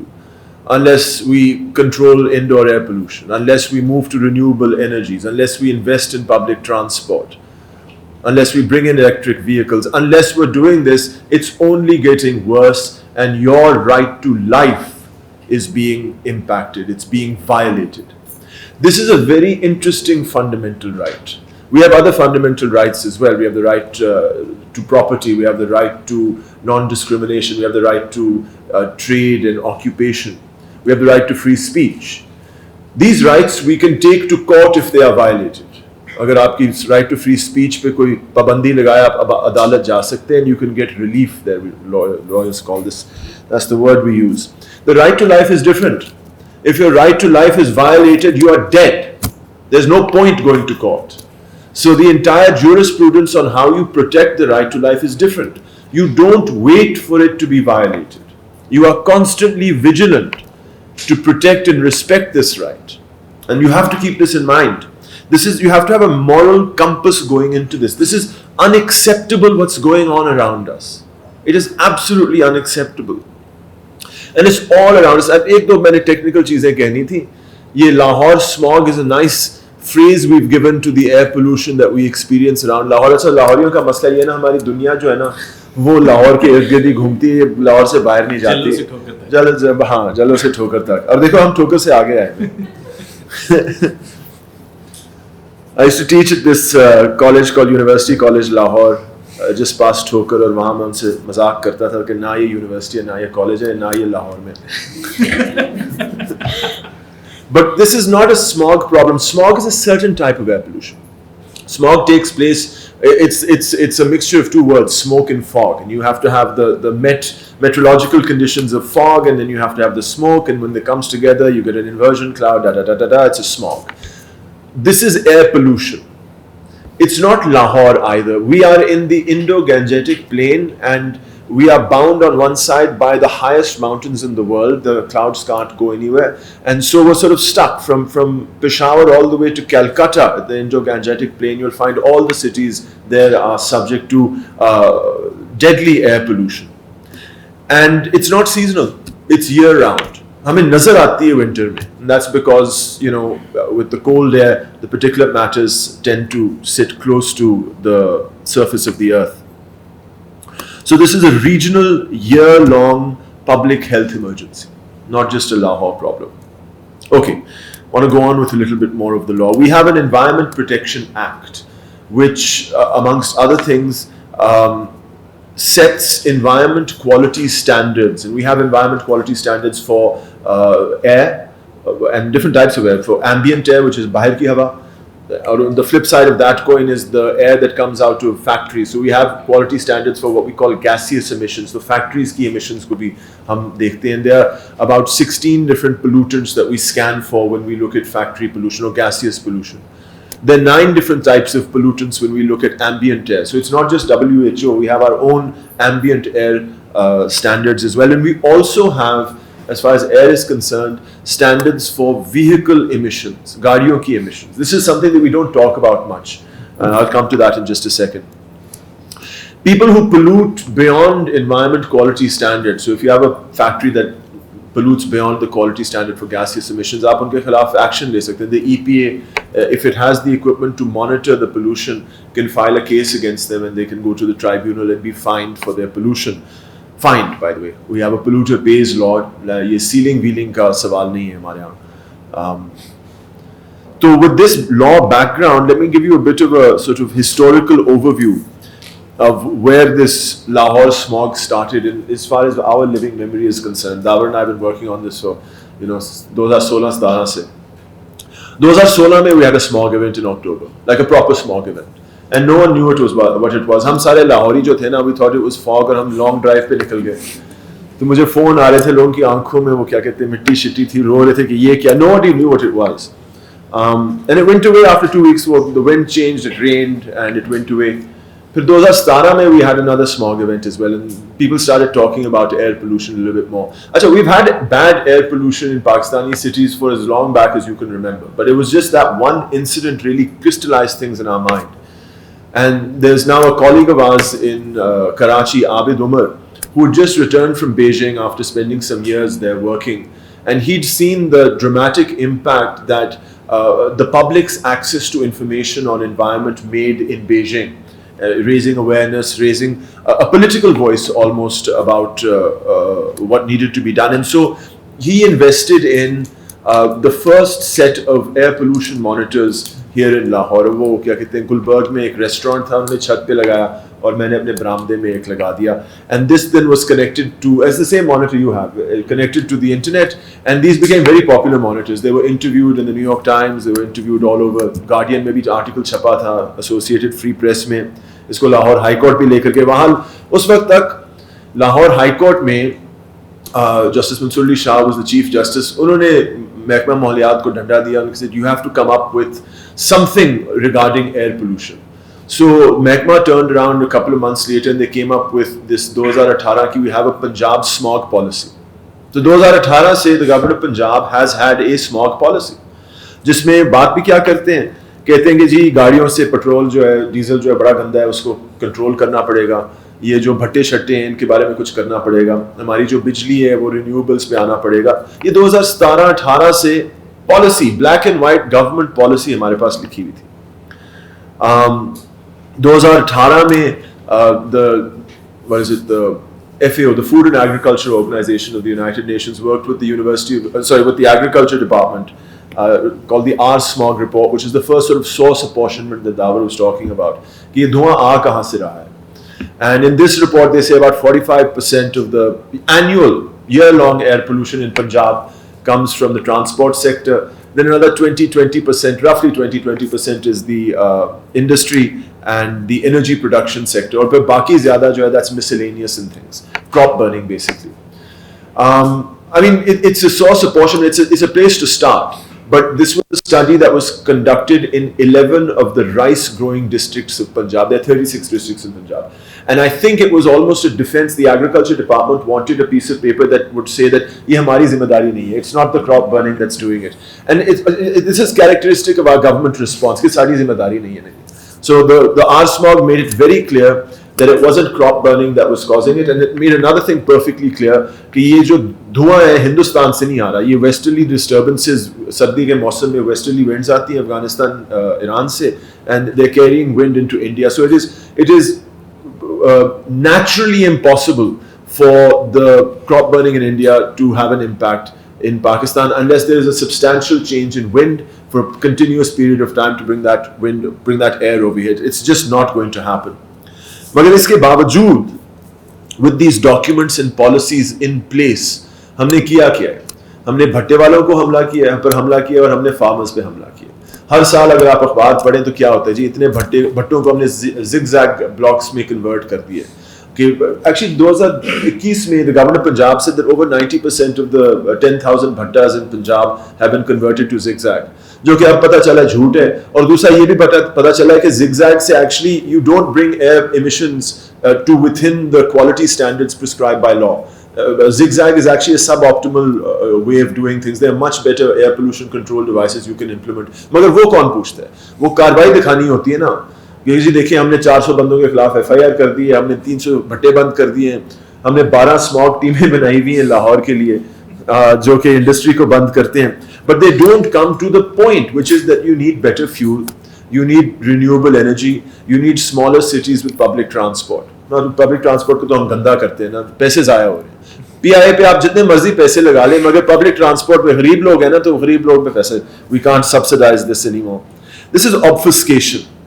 This is denying that there is a problem. It's putting the blame on somebody else, and it is unacceptable. जब आसमा की report आई थी, उससे बढ़ के Dawar did some fantastic work in Peshawar for the Peshawar Clean Air Alliance. This report on the air pollution in Peshawar, जिसमें दोबारा transport sector was number 1. और वहाँ transport का बंदा बैठा हुआ था, वो नाराज हो गया कि जी सारी जिम्मेदारी नहीं है. I've spent some time trying to understand this, and I had a long discussion, heart to heart, with the transport people here in Punjab. and they have a point of view. Because when we say transport, we actually don't mean the transport department, we mean the fuels that are going into the cars, right? Or that is a question of the capacity of our refineries, the OGRA regulations, and also the vehicle emission standards that the Punjab has.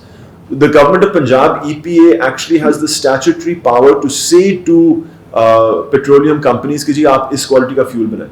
It can has the statutory power to tell automobile manufacturers कि आप इस तरह का engine बनाएं.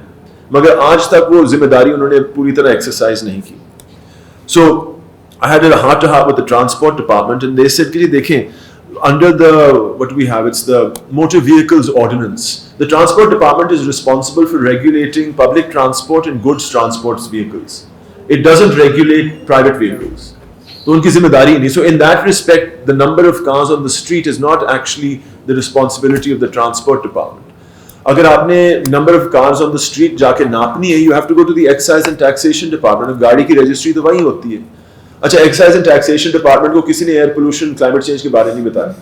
दे treat vehicle registration as a revenue exercise and don't discriminate between a combustion engine and an electric vehicle. And so even though Pakistan has an electric vehicle policy, there is no reason for the excise and taxation department to prefer the registration of EVs over combustion engines, because it's still treated as a revenue exercise. And this is what I understood out of the transport department. And this is the obfuscation, it's the denial of responsibility, which is resultingly impacting your fundamental right to life.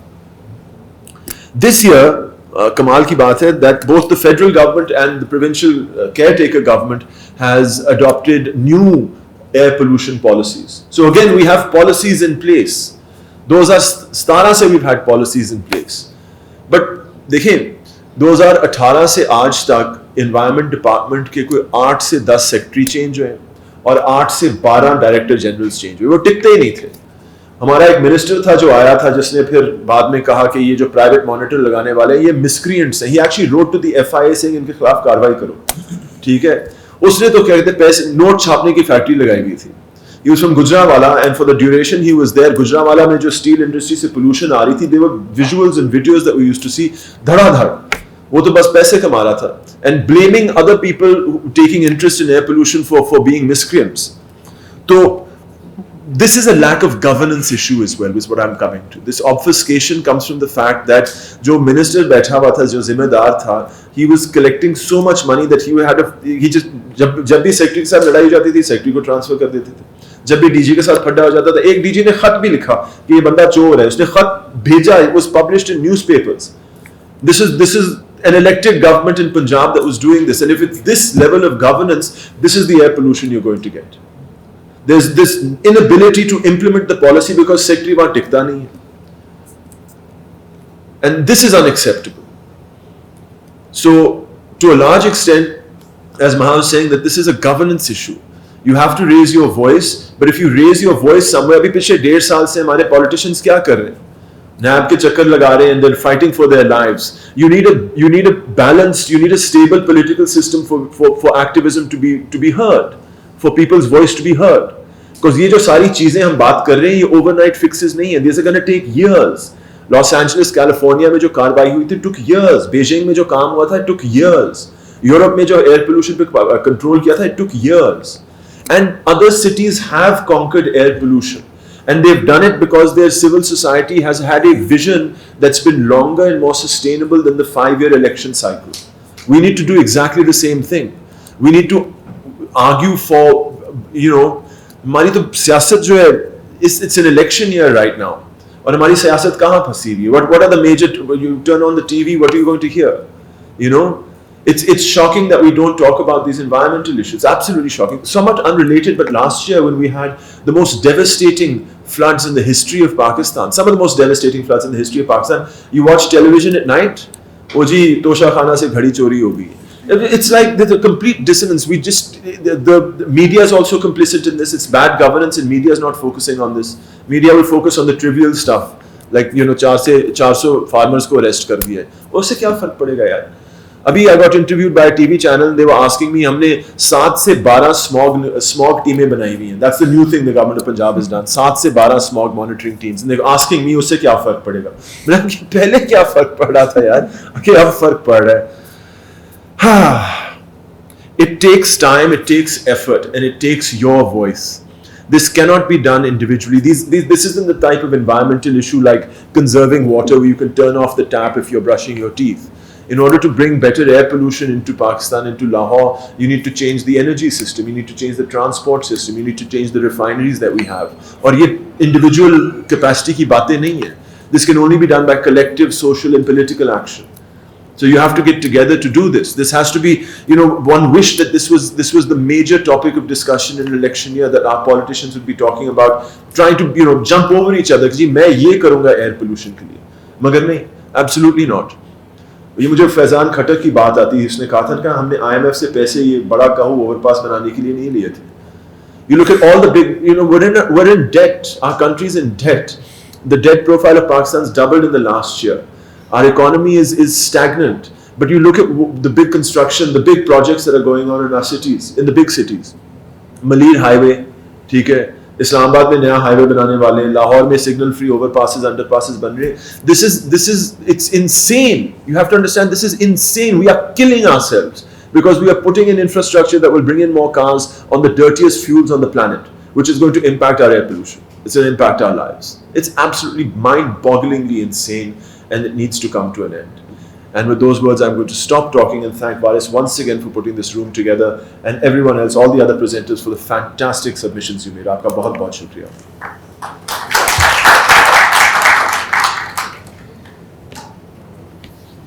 Thank you. Ahmad, I think you spoke rightly and from your heart, and the kind of pain that was exhibited, because it's actually life that is on stake, and not one life, and it's across the board. And by the evidence given by Dr. Kiran, I think this pollution might not even discriminate between rich or poor that much. Maybe air purifiers can work a bit, but for how much? All of the rich will be wearing masks, the big mask, and maybe going out. Maybe that is the only way they can survive. So I think it's an issue that, as Maha has also pointed out, Dawar, that it's not only trans-boundary, but it's trans-class. Socio-economic class का फर्क ये बोला है, it is for everyone. Maybe some of us will be affording air purifiers or some plants, but कितना? You simply need to type code in Google Earth Engine, and you get this layer. What this is showing is nitrogen dioxide. So nitrogen dioxide is emitted when petrol or diesel combusts in an engine or in a factory. This is like the simplest equation. आपकी air के अंदर the largest amount of gas you have is nitrogen. The nitrogen very high temperatures पे combust करती है gas turns into nitric oxide or nitrogen dioxide. तो ये हमें बताती है कि emissions की उस city के ऊपर क्या situation है. COVID आया, and COVID से पहले we had very extreme smog episodes 2018, 19 बहुत extreme थे. And as a researcher, हम सारे घर में बंद थे. मैंने कहा ऐसे बंद हैं, तो let's try to do something. और हम इधर उधर से हाथ मारे, किसी ने कहा अच्छा हम इतनी ग्रांट दे देंगे आपको, आप इस पे एनालिसिस कर दो. तो मैंने करना शुरू कर दिया. इंडियन कॉलेज में सर काम कर रहा था, वो इंडिया में ये काम कर रहा था फॉर देयर सिटीज, और मैं यहाँ पाकिस्तान में बैठ के कर रहा था. एंड बिकॉज हम इस पर्टिकुलर सिचुएशन में कोविड का लॉकडाउन जब हुआ था, it was March, so it was spring, you had the end of winter. So end of winter के अंदर ये पीरियड था जहाँ क्रॉप बर्निंग वगैरह नहीं हो रही थी, और दिस वाज बिफोर मे, जहाँ वीट की कटाई होती थी वो वाली क्रॉप बर्निंग. तो दिस वाज अ पोर्शन जहाँ आपको पता है कि आपके प्राइमरी इमिशंस जो हैं वो गाड़ियाँ और इंडस्ट्री से आ रहे हैं. मे बी पावर जनरेशन से, पावर जनरेशन उससे डिमांड कम होती है, गर्मी इतनी हुई नहीं होती, तो एसी नहीं चल रहे होते, तो power generation is still at a lower level. So this was your situation in Peshawar from 1st March to 23rd March. Lockdown लगा हुआ था, and lockdown लगा 24 को, तो lockdown के दौरान पेशावर है. पेशावर से अगर कोई यहाँ पे है तो आपको पता होगा, पेशावर के अंदर यूनिवर्सिटी रोड / GT रोड है, तो शहर के कोई सा ट्रेन गुजरती है. बिल्कुल एग्जैक्ट उसी जगह पे you have the biggest chunk of your pollution. क्योंकि आपके पास पाकिस्तान क्या, everyone knows कि हम we're not an industrial state in the nation. हम अभी भी एग्रीकल्चरल नेशन है, हमारी इंडस्ट्रियल प्रोडक्शन इतनी कोई है नहीं, हमारी एक्सपोर्ट्स बहुत मिनिमम है, So your primary activity is very low level industry, या आप जो fuel use कर रहे हो सिर्फ गाड़ियों में use कर रहे हो. यहाँ पे ये आपके पास आ गया लाहौर. अब लाहौर के अंदर this portion ये सारा आपका this portion starts a bit from जो गुलबर्ग वाला area and then ends around थोड़ा सा नीचे आके जो आपका यूनिवर्सिटी वाला area. फिर नीचे आके एक और स्पॉट है जो आपका डिस्ट्रिक्ट स्टेट शुरू हो जाता है राइवल वाली साइड पे, and then you have the Lahore Sheikhupura road जहाँ पे अगेन इंडस्ट्री है. So you have 3 hotspots. एक आपकी सिटी की एक्टिविटी है commercial and transport, and then you have 2 hotspots जो आपको पता है प्राइमरीली इंडस्ट्री है.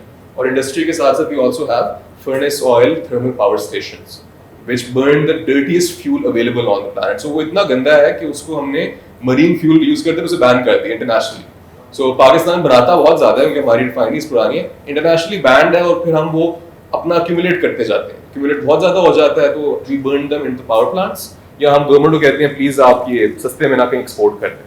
So we are making a loss on that because of that poor technology. इसी तरह बाकी सिटीज की सिचुएशन भी यही है. बाकी सिटीज में बिकॉज हमारे पास बड़ी सिटीज का एनालिसिस किया था. दिस इज मुल्तान के अंदर जो central of the city, Multan में इंडस्ट्री है आसपास छोटी मोटी, लेकिन it's again the centre of the city जहाँ सारी ट्रांसपोर्टेशन एक्टिविटी है. Karachi was relatively slightly different, again your industrial estates, but Karachi also has coal power plants. Hubco के और फिर पोर्ट कासिम पावर प्लांट्स हैं जो कोल वाले जो उसमें पोल्यूशन में कंट्रीब्यूट करते हैं. And then the big chunk is again transport and industry. यहाँ पे ट्रांसपोर्ट बंद हो गया है ड्यूरिंग कोविड, लेकिन इंडस्ट्रियल जो कुलंगी वाला एरिया है वहाँ इंडस्ट्री चल रही है अभी भी. So again, you know that in areas where you have the poorest of the field. So in a sense, we have created this picture to show that cleaner air is possible. अब किसी government के पास जाओगे तो कहेंगे आपका क्या मतलब है हमारा लॉकडाउन लगा के रखें. इसका मतलब ये नहीं है इंफॉर्मेशन प्रोवाइड करना. इसका मतलब ये है that in the presence of cleaner fuel or in the presence of cleaner technology, आपकी हवा साफ होगी. इसको शट डाउन करने की जरूरत नहीं है. If you have public transport or if you have hybrid or electric vehicles, air will be cleaner. जो हॉटस्पॉट है वो वहाँ पे नहीं होगा. If you have proper scrubbing technology in your industry, जिसकी regularly monitoring होती है, and you have transparent availability of that data, your industry will be clean. So it's not completely, you think about it कि government क्या कर सकती है. This is what the government needs to do. Technological improvements and उनको incentivize करना. Right now we're incentivizing the opposite. We incentivize by constructing these flyovers and underpasses and large, expressways within cities. Expressways का number 1 कोई point नहीं है within cities. They should be between connecting cities. अंदर connected में point नहीं है. वहाँ you have public transport. But when you create them, अब आपकी जो यूनिवर्सिटीज किसी जमाने में जैसे राफे सिंह के ठोकर पे UCL होता था एंड गेम्स के आसपास कोई आबादी नहीं होती थी. अब आबादी है. क्यों है? बिकॉज हमने रोड एक्सेस उस जगह को दिया. जो प्रॉपर्टी डेवलपर्स थे उन्होंने कहा अच्छा यहाँ सोसाइटी बना दो.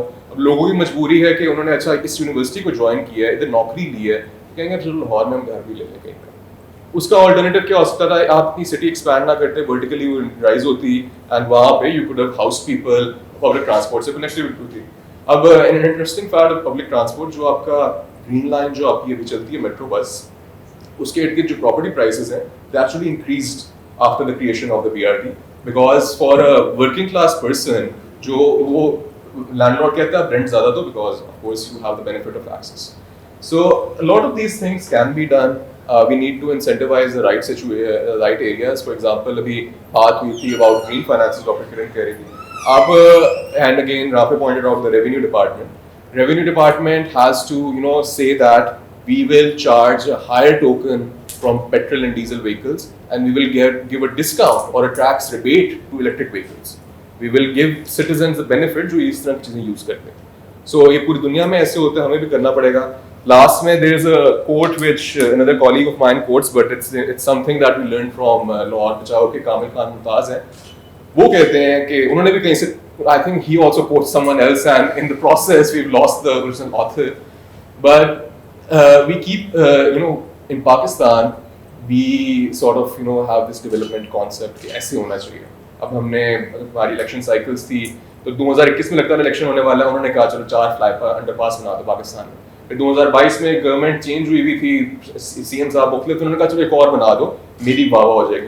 अब दोबारा इलेक्शन आने वाले, उन्होंने कहा दोबारा और बना दो कि अब जो जिसकी बारी है वो आ जाए. तो कामिल खान मुमताज कहते थे कि usually when you do development, development is seen as a means to something. which is a prosperous society, economically benefiting all, and that's what it should be.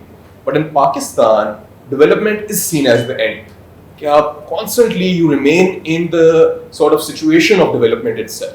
यहाँ काम हो रहा है, यहाँ काम हो रहा है. Actually कुछ हो नहीं रहा हमारी cities में. We're not increasing productivity, but we've created this mindset that development is the end. So we need to be constantly in this cycle.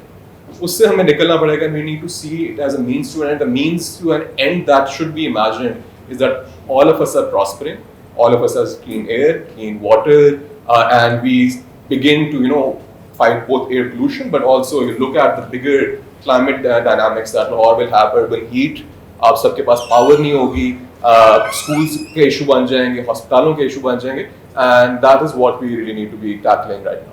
So that's about it, and we can go into Q&A. Interactive session, and I have 7 points to raise.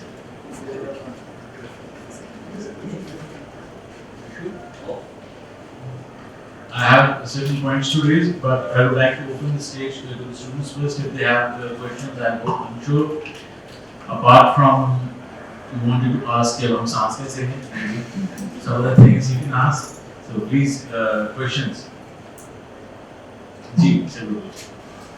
Mike, introduce yourself.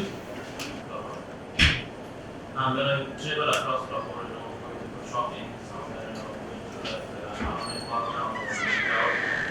I travel around somehow 20 minutes or 15 minutes. So I see lots of pollution here. Because I think my cause is also air pollution, and the cause of air pollution is transportation also.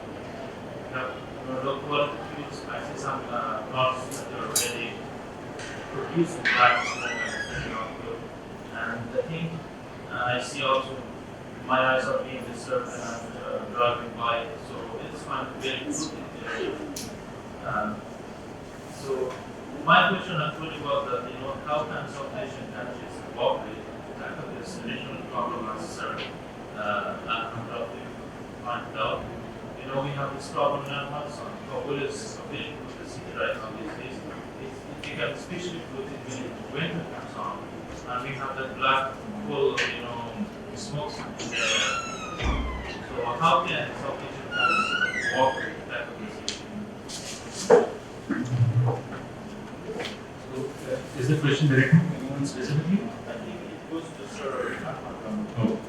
I think there are very few examples of regional cooperation on air.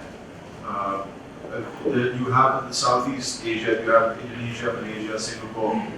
They have an agreement. Basically, because Indonesia was doing crop burning, and the smoke from that was going through other Malaysia and Singapore. And so they started, I think, the ASEAN Air Agreement. It's taken about 12 years because those countries don't speak to each other.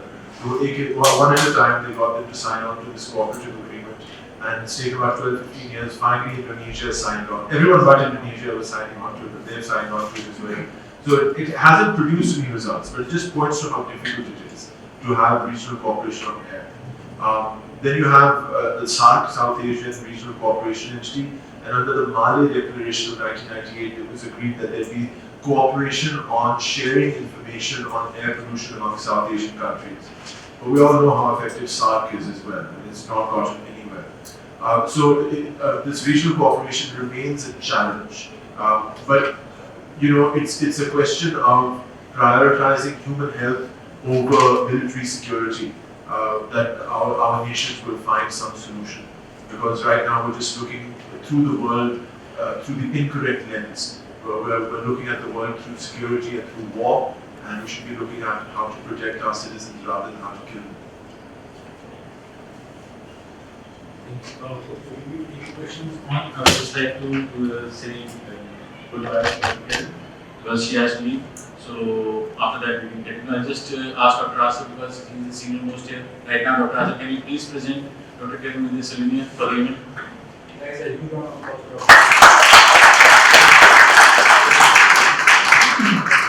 Let's do it. My name is Husain. Basically, I'm from Afghanistan, studying politics and international relations. My question is from Maha. So, as you mentioned that air pollution is one of the global and complex issue. We need to require the cooperation of government and industries. So, can you tell me that what initiative and policy the government has implemented to address the smoke and air pollution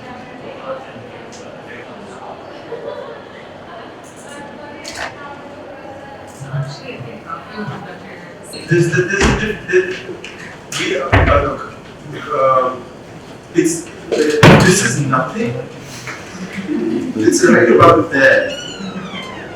But there's lots of movement, as Dawar was saying, we're doing things, we're building things, we've got to show that we're doing something, but the net result is zero. In 2021, the government of Punjab declared smog a calamity.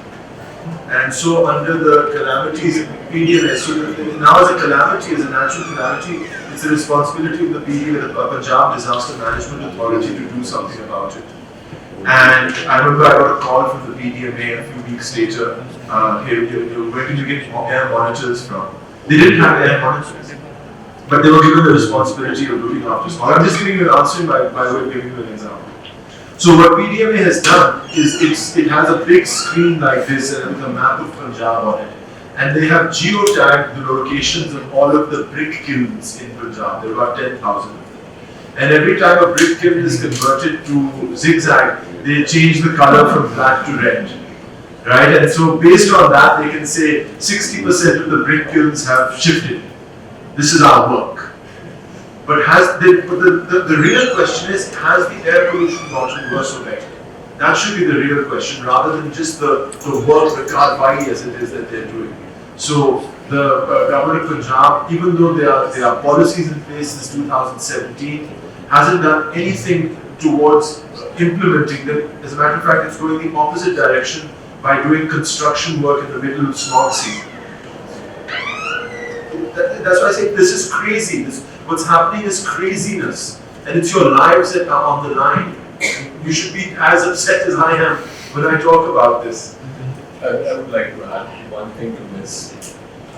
Implementation is the key word here, and we don't implement anything that we write down. But जो project बन रहे हैं अभी और पिछले 10-15 साल, 8 साल ही और कुछ बन रहा होता है, उनका अगर if the EIA is published, कि उनका तो होता नहीं है, लेकिन if the EIA is available, आप लोगों को मैं कहता हूँ कि EPD की वेबसाइट पे जाएं, छोड़ के डाउनलोड सेक्शन, उधर EIA का सेक्शन है और जेल रोड का पड़ा हुआ है, वहाँ पे एक बहुत प्रोजेक्ट्स का पड़ा हुआ है, सिक्योरिटी कॉरिडोर से बने। One of the, you have to argue in the EIA that what is the rationale behind this project? ताकि पता हो चलेगा करेगा क्या है project. One of the rationale mentioned in those projects is saying it will reduce traffic congestion and improve pollution levels.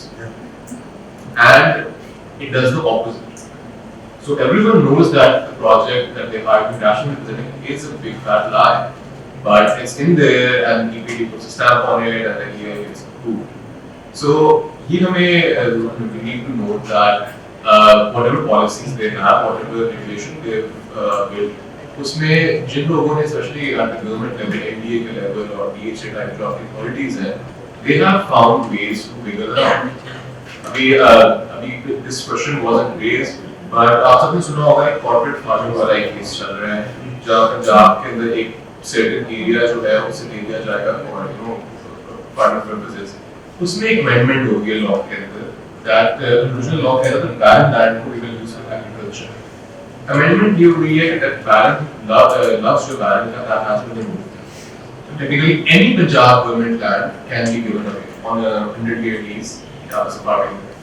उसी तरह लाहौर के अंदर जो government land है, it's a park, it's one of those areas around the canal, it's near the Waga border that can be given away.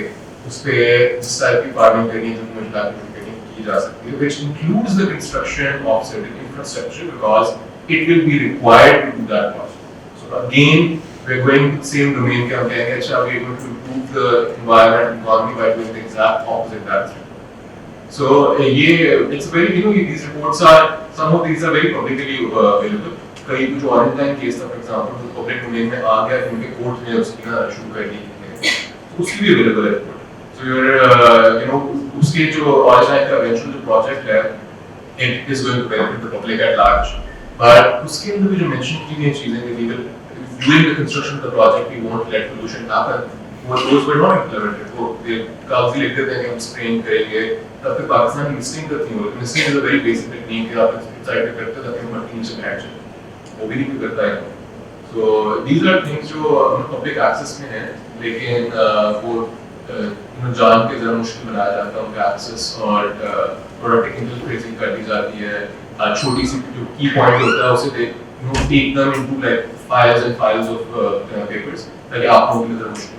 But these are available. You can go into and see कि actually वो क्या है. Question है. Dr. Asif है, Sahar है और Saddam है, and then so I think हम एक बार question लेते हैं 3-4 and then maybe comment. Please start with Dr. Asif. Start with. Thank you so much for this discussion, and I really enjoyed it.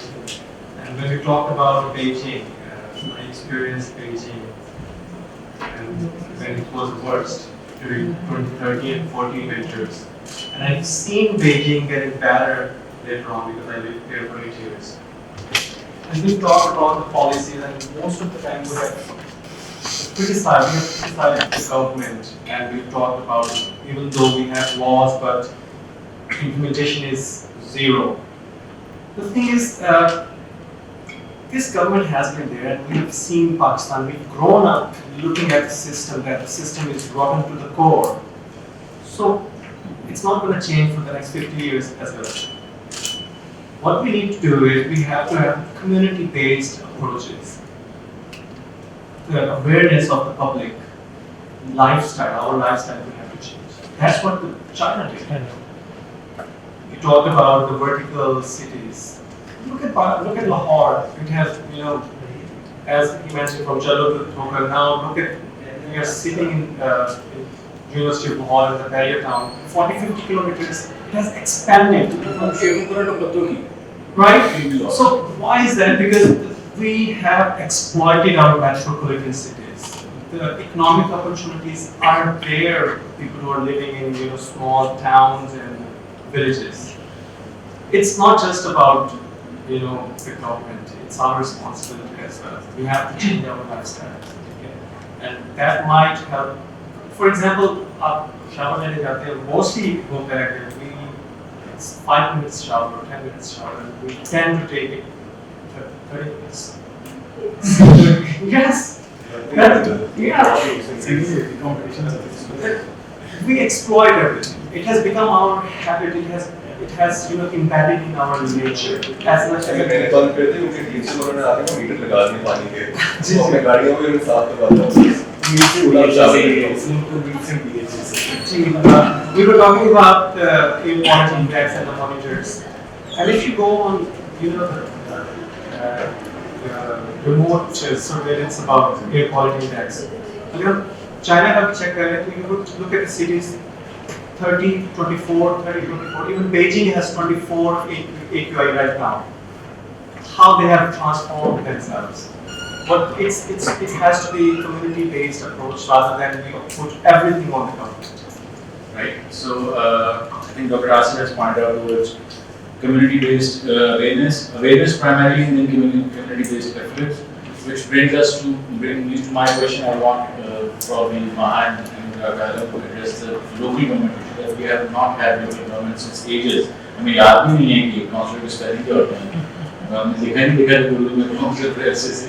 So that could play a lead role in communication. Assalamualaikum. My name is Husain, and I'm a student of international relationship. I would like to ask a couple of questions. My first question is from Hameed. So you talk about modern immune system, and you mentioned that our government is not serious about that. Don't you think that government is solely responsible for these things, as we have cut off 30,000 trees for metro and ozone tree line, and no one talks about that. My second question is from Ms. Maha, and she talked about governance and legislation on AQI. And when you see the legislation structure in Pakistan, and you talk about the ministries, and especially health ministry should be involved in that. When you have health ministry like Abdul and stuff like that, how is it possible to have a legislation on AQI? And at the end, I have a question from Sir Alan. And Sir mentioned about that Minister Saab le rahe the rishwat सही है, लेकिन जब एक MP या MLA 15 से 20 करोड़ रुपए लगा के आएगा तो उसने वो पूरे कहाँ से करने? आपको नहीं लगता है ये जो स्ट्रक्चर है हमारा पॉलिटिकल स्ट्रक्चर है ये भी एक बहुत बड़ा किरदार अदा कर रहा है इन चीज़ों में? Thank you so much. Thank you Hussain sir ji. Assalamualaikum, I'm Siraj and my question is for Sir Ahmad.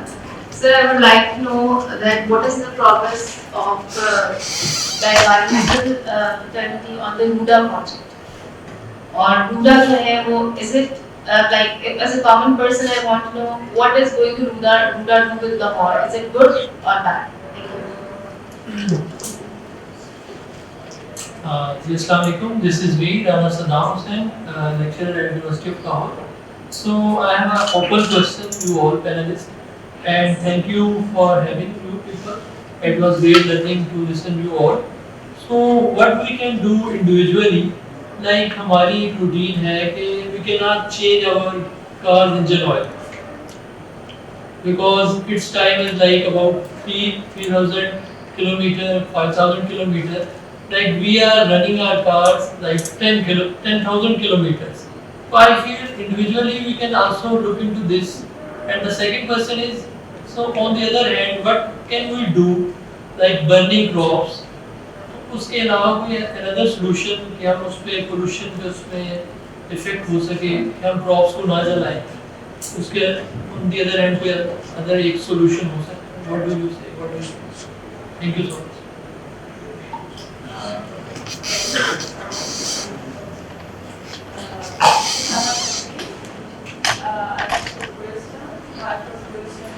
How poor economy can impact on air pollution? And the second question is what policies government can implement to reduce air pollution? The second question will require another seminar. Maybe, but you want to start? So Dawar will start. Ji,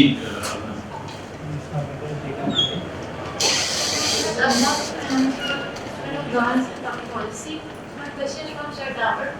Considering the multifaceted nature of air pollution in our country, what are your thoughts on the potential of research institutions and industries to collaborate in developing breakthrough technologies for tackling this issue effectively? Thank you. So let's start with the question regarding Beijing. Beijing का हमारे यहाँ बहुत सियासी ध्यान होता है कि पाकिस्तान को चाइना मॉडल फॉलो करना चाहिए, बहुत जगह बात की जाती है, लेकिन इसको ये नहीं पता चाइना मॉडल है क्या, कोई आगे बताता है. China has broken down its governance systems at the local government level. Beijing has its own pollution control council, which is sort of based on the membership of the Communist Party. And Communist Party are people who are from the community. So वो वहाँ पे ही रहते हैं, and उन पे impact होता है, उनकी ही काउंसिल बनाई है, and वही काउंसिल ने मॉनिटरिंग करनी है, फंडरेजिंग करनी है, and it's not the local government. It's very similar to local government. And we think that China is some sort of autocratic society, so वहाँ पे they don't listen to the people. But 2008 Olympics, when they had Smog during the Olympics, it was a huge embarrassment for them, and that is why they were willing to spend that much money to do all of this. So उनका जो Hebei region है all around Beijing, that region itself उसकी एक council है, एक federal council है, एक local council है which monitors this. And because federal government has the most money even in China, they provide the resources and पूरी local government level पे जुड़ा the resources. If the local government, which is the Beijing council, does not spend money on pollution control, अगले साल उनपे fine आया होता है. Fine का मतलब है उन्हें जो वो बजट अलॉट होता है उसमें से कटौती होगी. And the person responsible for that particular person is fired. They won't be in that position again. So this is what is an example of local government working even in Beijing. So एक तो ये है. दूसरा सवाल था odd even system. So odd even is an idea which was actually mentioned in the Smog Commission report कि odd even किया जा सकता है. So 2017 में हमारी रिपोर्ट जो है और हाई कोर्ट सुप्रीम कोर्ट से बात किया है उसमें मेंशन है odd even is a system जो peak pollution में you can use. And odd even करता क्या है वो लोगों को फोर्स करता है कारपूल. ठीक है, जब आपके पास आपकी एक महल्लेदार के पास ऑड नंबर प्लेट है, एक के पास इवन है, जाना उन्हें सेम स्कूल है, तो वो कहते हैं कि अच्छा जाना सेम दफ्तर है तो हम चलो ऑल्टरनेट डेज पे शेयर कर लेंगे. सो इंडिया ने एक्सपेरिमेंट की थी, हमारे पास है suggestion Government is not serious about it. Government is like, जितनी गाड़ियाँ हैं चल रही हैं. Even though Pakistan in the past 1 year was near bankruptcy, only because we keep on importing fuel. हमारी सबसे बड़ी import जो है वो petrol, diesel, crude oil है. So हम उसकी वजह से पाकिस्तान bankrupt हो रहा है. Number one वजह for Pakistan going bankrupt is not military spending. It's not extreme amounts of corruption. Pakistan में उतनी corruption नहीं इंडिया में. It's not आपके पैसा मिल जाता है, but it's simply that you are importing a lot of fuel because you're constructing the wrong projects. So वो fuel it's a vicious cycle. और बढ़ना होगा और गाड़ियाँ import होंगी, इंजन import होगा और fuel import होगा चलता जाएगा उस cycle and it gets worse every year. अभी भी कुछ नहीं हो रहा by this. So it's one of those things that you have to resolve. Now उसके बाद आते हैं कि when you develop certain publicly beneficial projects तो हमें कहा जाता है अच्छा इसके 10,000 दरख्त काटे जाएंगे, इसके लिए 30,000 दरख्त काटे जाएंगे. अब issue ये कि you have to इस तरह इक्वेशन के अंदर you have to balance pros and cons. उससे होता है कि ये दरख्त इतने amounts of CO2 remove कर रहे हैं every day. But if we remove 1 lakh or 2 lakh cars by implementing the BRT project, benefit is going to be greater. So you can easily आपके पास वो जो model form है trees versus वो खत्म हो जाता है. But we never count the trees that are going to get cut for Buddha और DHA ने कितने किए. DHA तो आपको पता है कि जो बना है it was reserve forest area. इसी तरह बूढ़ा के अंदर it is reserve forest area जो ये सेंट्रल बिजनेस डिस्ट्रिक्ट बन रहा है. ये लखपत का सबसे पुराना जंगल होता था यहाँ. तो ओवर टाइम फिर गोरिया आया उन्होंने एयरपोर्ट बना दिया, वो खत्म हो गया थोड़ा. फिर उसके साथ हमने फ्लैट्स बनाए, वो फिर और काम हो गए. फिर मॉडल टाउन ने भी उस जगह का मॉडल टाउन का पार्क इतना ग्रीन क्यों है? It used to be forest 500 years ago. So you have all these examples where आपने लाखों दरख्त काटे हैं for these projects, वो हम we never count. I think everyone knows it's going to be not a lot of benefit for the existing city because we're also expanding it. But Rafay will be, he has less the case, he has more example. Then you have Saddam's question about individual क्या कर सकते हैं. In a lot of cases, individuals only act on the basis of right incentives. या डंडे के जोर पे काम करते हैं या इंसेंटिव के जोर पे. So एक तो रेगुलेशन अगर आपके पास है कि आपको स्ट्रिक्टली इम्प्लीमेंटेड, हर जगह फाइन्स की बेसिस पे काम होता है. हर जगह आप उसे you make it expensive for people to violate. अब इंजन ऑयल भी चेंज कराते हैं. There is literally no emission standards to monitor के आपको कहते हैं कि 10,000 किलोमीटर अपनी गाड़ी लेकर आए, चेक करवाएं. Every time you have to do token tax renewal, आपको अपनी गाड़ी चेक कराना आपको मजबूरी होना चाहिए. आपकी स्टेट के अपनी गाड़ी लेकर आए, ये सर्टिफिकेट बनाएंगे तो ही हम रिन्यू करेंगे और उसके बेसिस पे आपकी गाड़ी चलेगी. तो इसकी बेसिस पे दुनिया में होता है कि व्हीकल रिटायरमेंट पॉलिसी आता है. अब दिल्ली में ये इम्प्लीमेंट होगी कि दिल्ली में आपकी जो गाड़ी नई है या पुरानी भी है, 8 साल बाद उस गाड़ी को देना आप retire, it can not be on the roads in Delhi. ठीक है, और तब तक और एडवांसमेंट हो जाती है. CCTV cameras everywhere, so you can track licence plates. ये गाड़ी इतनी पुरानी है, रजिस्टर पे कहता है. पूरी दुनिया में ऐसे ही होता है. दिल्ली को आप कर रहे हैं, पूरे यूके, चाइना, यूएस हर जगह ऐसे ही होता है. Last question I think is poor economy and pollution and technology. So we have evidence Pakistan में अभी कि जब भी आपका economic downturn आता है, technically आपके pollution levels नीचे जाने चाहिए. And in many cases जो NO2 मैंने मैप दिखाया था, इस साल का जो है थोड़ा नीचे चला गया क्योंकि पेट्रोलियम यूज थोड़ा कम हुआ. Because of inflation, गवर्नमेंट ने कुछ नहीं किया था. इसी तरह 2019 में भी यही था. Because of inflation, डीजल और पेट्रोल यूज कम हुआ तो नीचे चला गया. But at the same time, PM 2.5 levels नीचे नहीं जा रहे हैं. So you have the case where transport use has reduced or people have shifted to public transport. But because of your poor overall economic situation, people are forced to use wood, people are forced to use solid fuels in homes. जो particular level ऊपर ही है, gas का नीचे आ गया, so overall hard उतना ही उतना change नहीं हुआ. So poor economy, especially poor economy leads to poor technology uptake. And उसकी वजह से you still have increased amounts of pollution. So it isn't that कि आपकी poor economy से आपकी ज़्यादा कोई change आया. आपके साथ साथ again वही सवाल है कि आपको improve regulations, लोगों को पढ़ना लिखना पड़ेगा कि ये आपका impact हो रहा है and very clear impact हो रहा होता है. So वो उन्हें explain करना है कि इस impact की सिर्फ अभी जो आपकी गला खराब हो रहा है वो नहीं, but इसका long term impact भी है. आपको eventually you will have health side effects. Growth issues होते हैं, mental development issues होते हैं जो आप which will stay with you throughout your life. So उस तरह की बातें पढ़ाने लिखाने से I think that can improve. मेरा I remember because we were Rafay and I have been aware about smog issues since 2016, other people as well. तो हम सबसे मास्क पहनते थे, तो K9 ड्राइवर मास्क किसी को नहीं पता होता था, तो कोविड में आपको ऐसा लगा। मुझसे हर बंदा पूछता था यार मास्क क्यों लगाया हुआ है, तो है, तो उन्होंने कहता था यार पोल्यूशन इज रियली बैड, आप लोगों को भी करना चाहिए। वो कहता तुम्हें कैसे पता पोल्यूशन, तो मैं वो ऐप से निकाल के दिखा देता।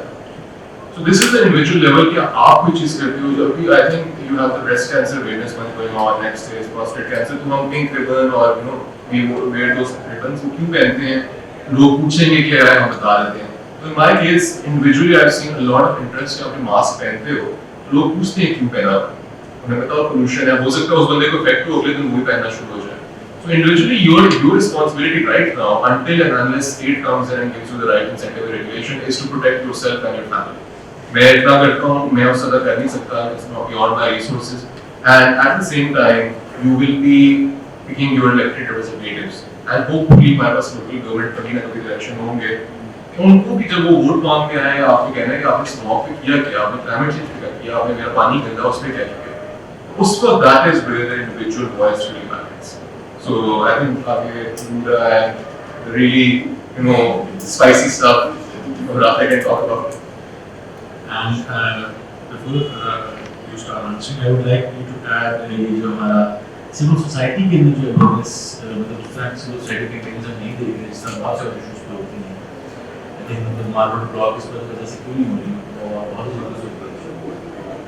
तो मतलब we need to because किसी को वो भी defend करने के लिए जिंदा रहना पड़ेगा।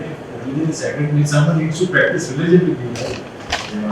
Basically, as far as Buddha is concerned, real estate is the most lucrative business in Pakistan, right? And I'll remind you that the IMF is threatening to tax salaried people with 50,000 and below, but not real estate. Just to sort of give you a distinction. So if you're wondering why the economy is where it's at, we're not taxing the right people, we're not making the right financial decisions. At some point, the Ravi urban development is not a new idea. It traces back to as early as 2005 with the PMLQ government. And then it was resuscitated in 2011-12 under the PMLN government. But it was really given life in 2018-19 by the PTI government. The idea is to benefit from real estate by channelizing the river. So you cement the river and you get free real estate on the side. Boom. Boom.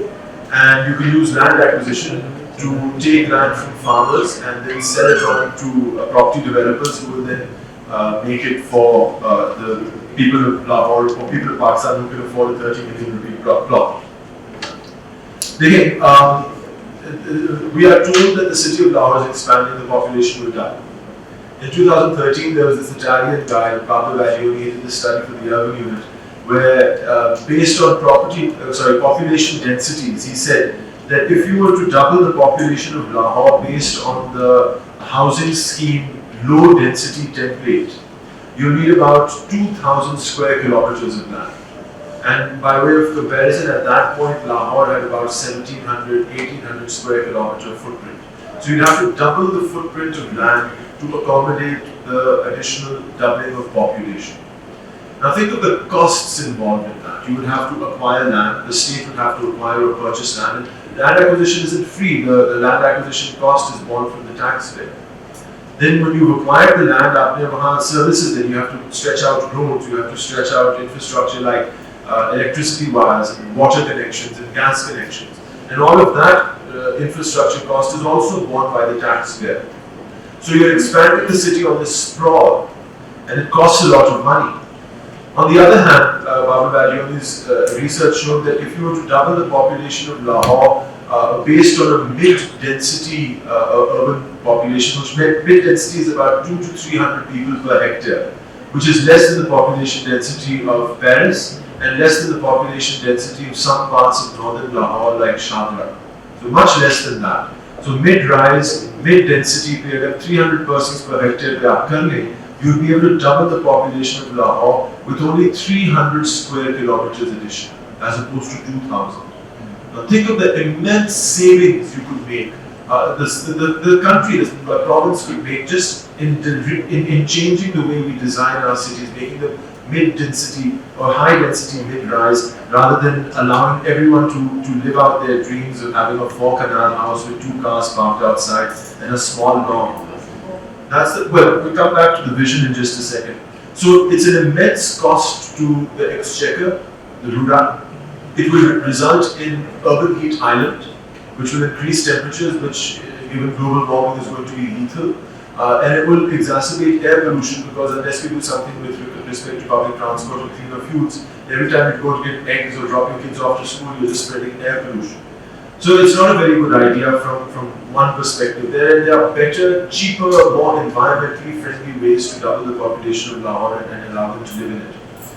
The other issue with Rura, and I'll just wind up on this, is that once you channelize the river, please remember that the Ravi is one of the 3 rivers that were given to India under the Indus Water Treaty. There is no water in the river. Even though it flooded this year, that had to do with floods in Himachal. So it is like any river susceptible to flooding. But by and large, the flow of the Ravi has been cut off because the water has been given to India. And by about 2006, the Indians built the Theen Dam upstream on Ravi, which is a storage dam, which also diverts water for irrigation into provinces or states all the way down to Haryana and Rajasthan as well. So the Ravi's flow doesn't come to Pakistan, to Lahore as it used to.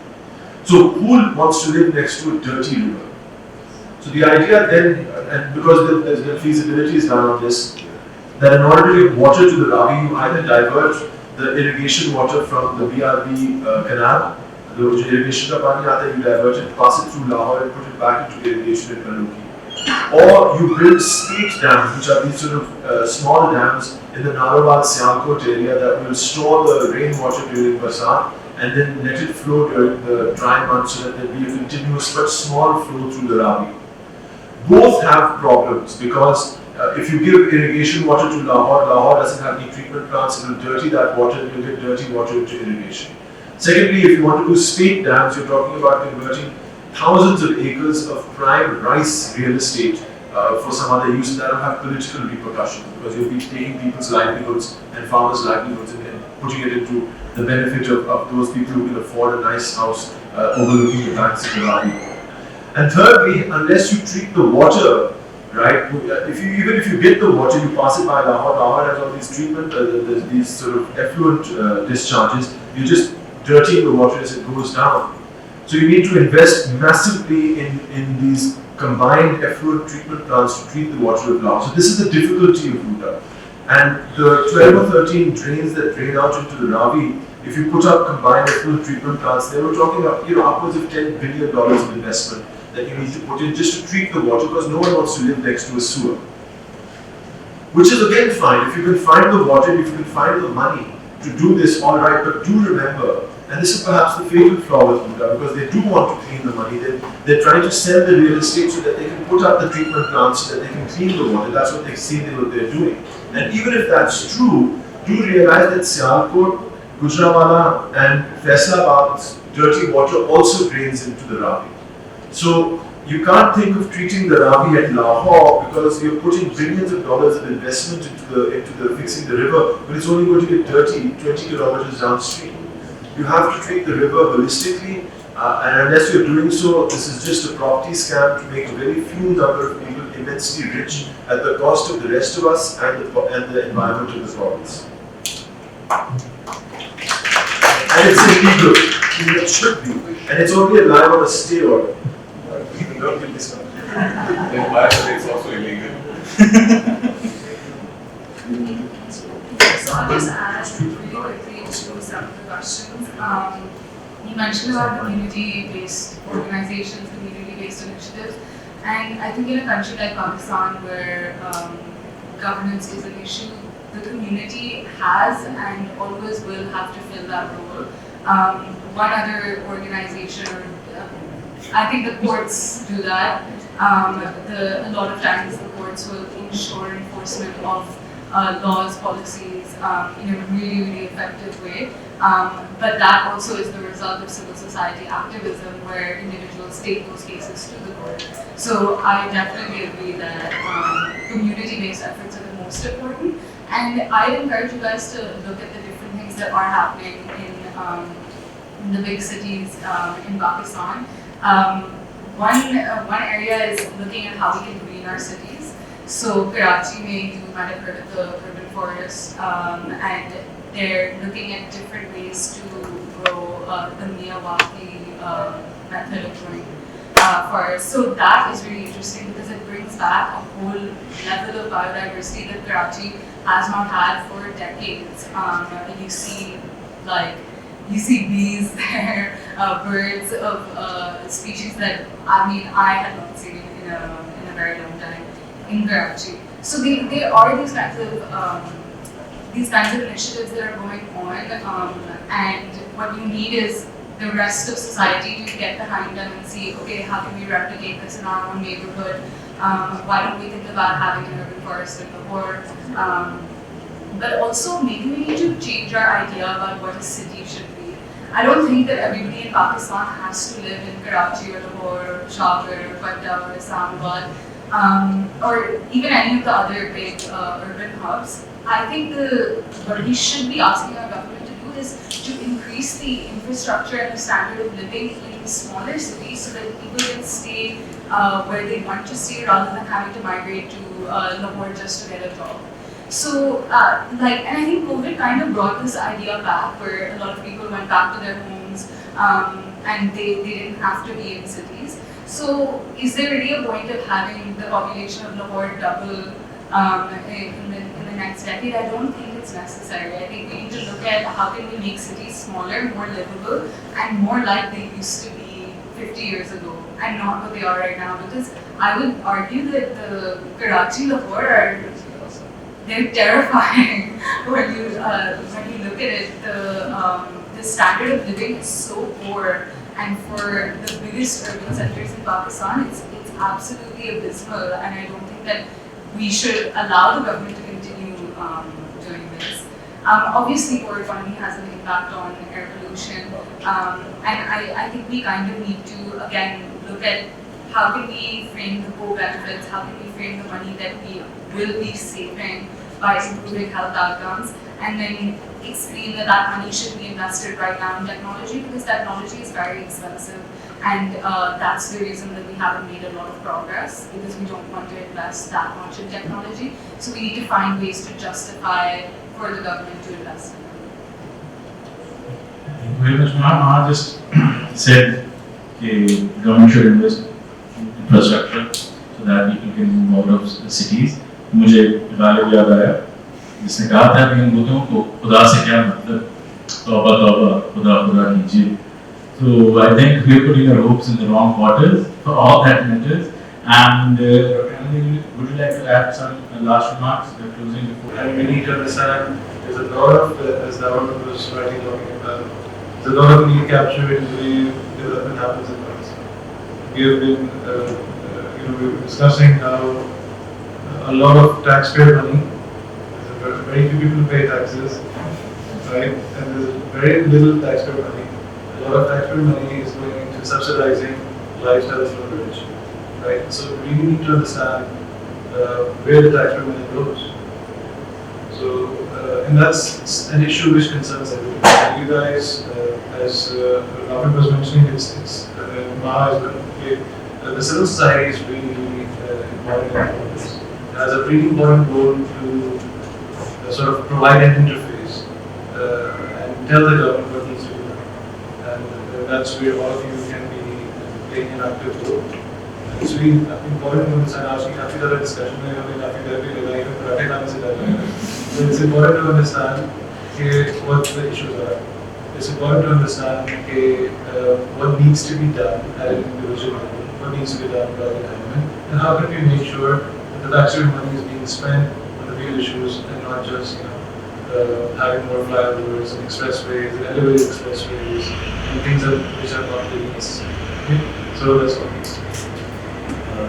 Thank you very much. I just can't thank you guys enough for being here today and giving this really in-depth and insightful session to students as well as faculty members. I think one of the key takeaways from today's event is awareness, raising awareness as much as we can, to the point that लोगों को जिस तरह भी call होगा हमें वो आदत कर दी कोविड के बाद, they have made this a norm that woman is talking and maybe plan. I think awareness at all levels, from schools, जिस तरह पोलियो कैंपेन्स होती हैं, जिस तरह breast cancer awareness होती है, we should be taking this to all the levels of the society and the state. And because कहते हैं कि जब आपके पास थोड़ा तो आपको हर solution यही नजर आता है कि उसको being something from security, I think we need to securitize this. It should be added to the higher political will. You know, we have done that in the past with some issues, and Khatar Khan that I guess. So I think then we have some important takeaways. We need to rethink our development structure, development model. We need to focus on governance structures, developing governance structures. We have a lot of legal framework available. We need structures to implement them. We need maybe the right word is political will to implement all of them. So I think the last takeaway is कि पराठे खाने से डर नहीं लगता, साग बनाने से डर लगता है. I think thank you very much. I would like all of you to please join me in thanking these panelists for being here and educating us. Thank you very much.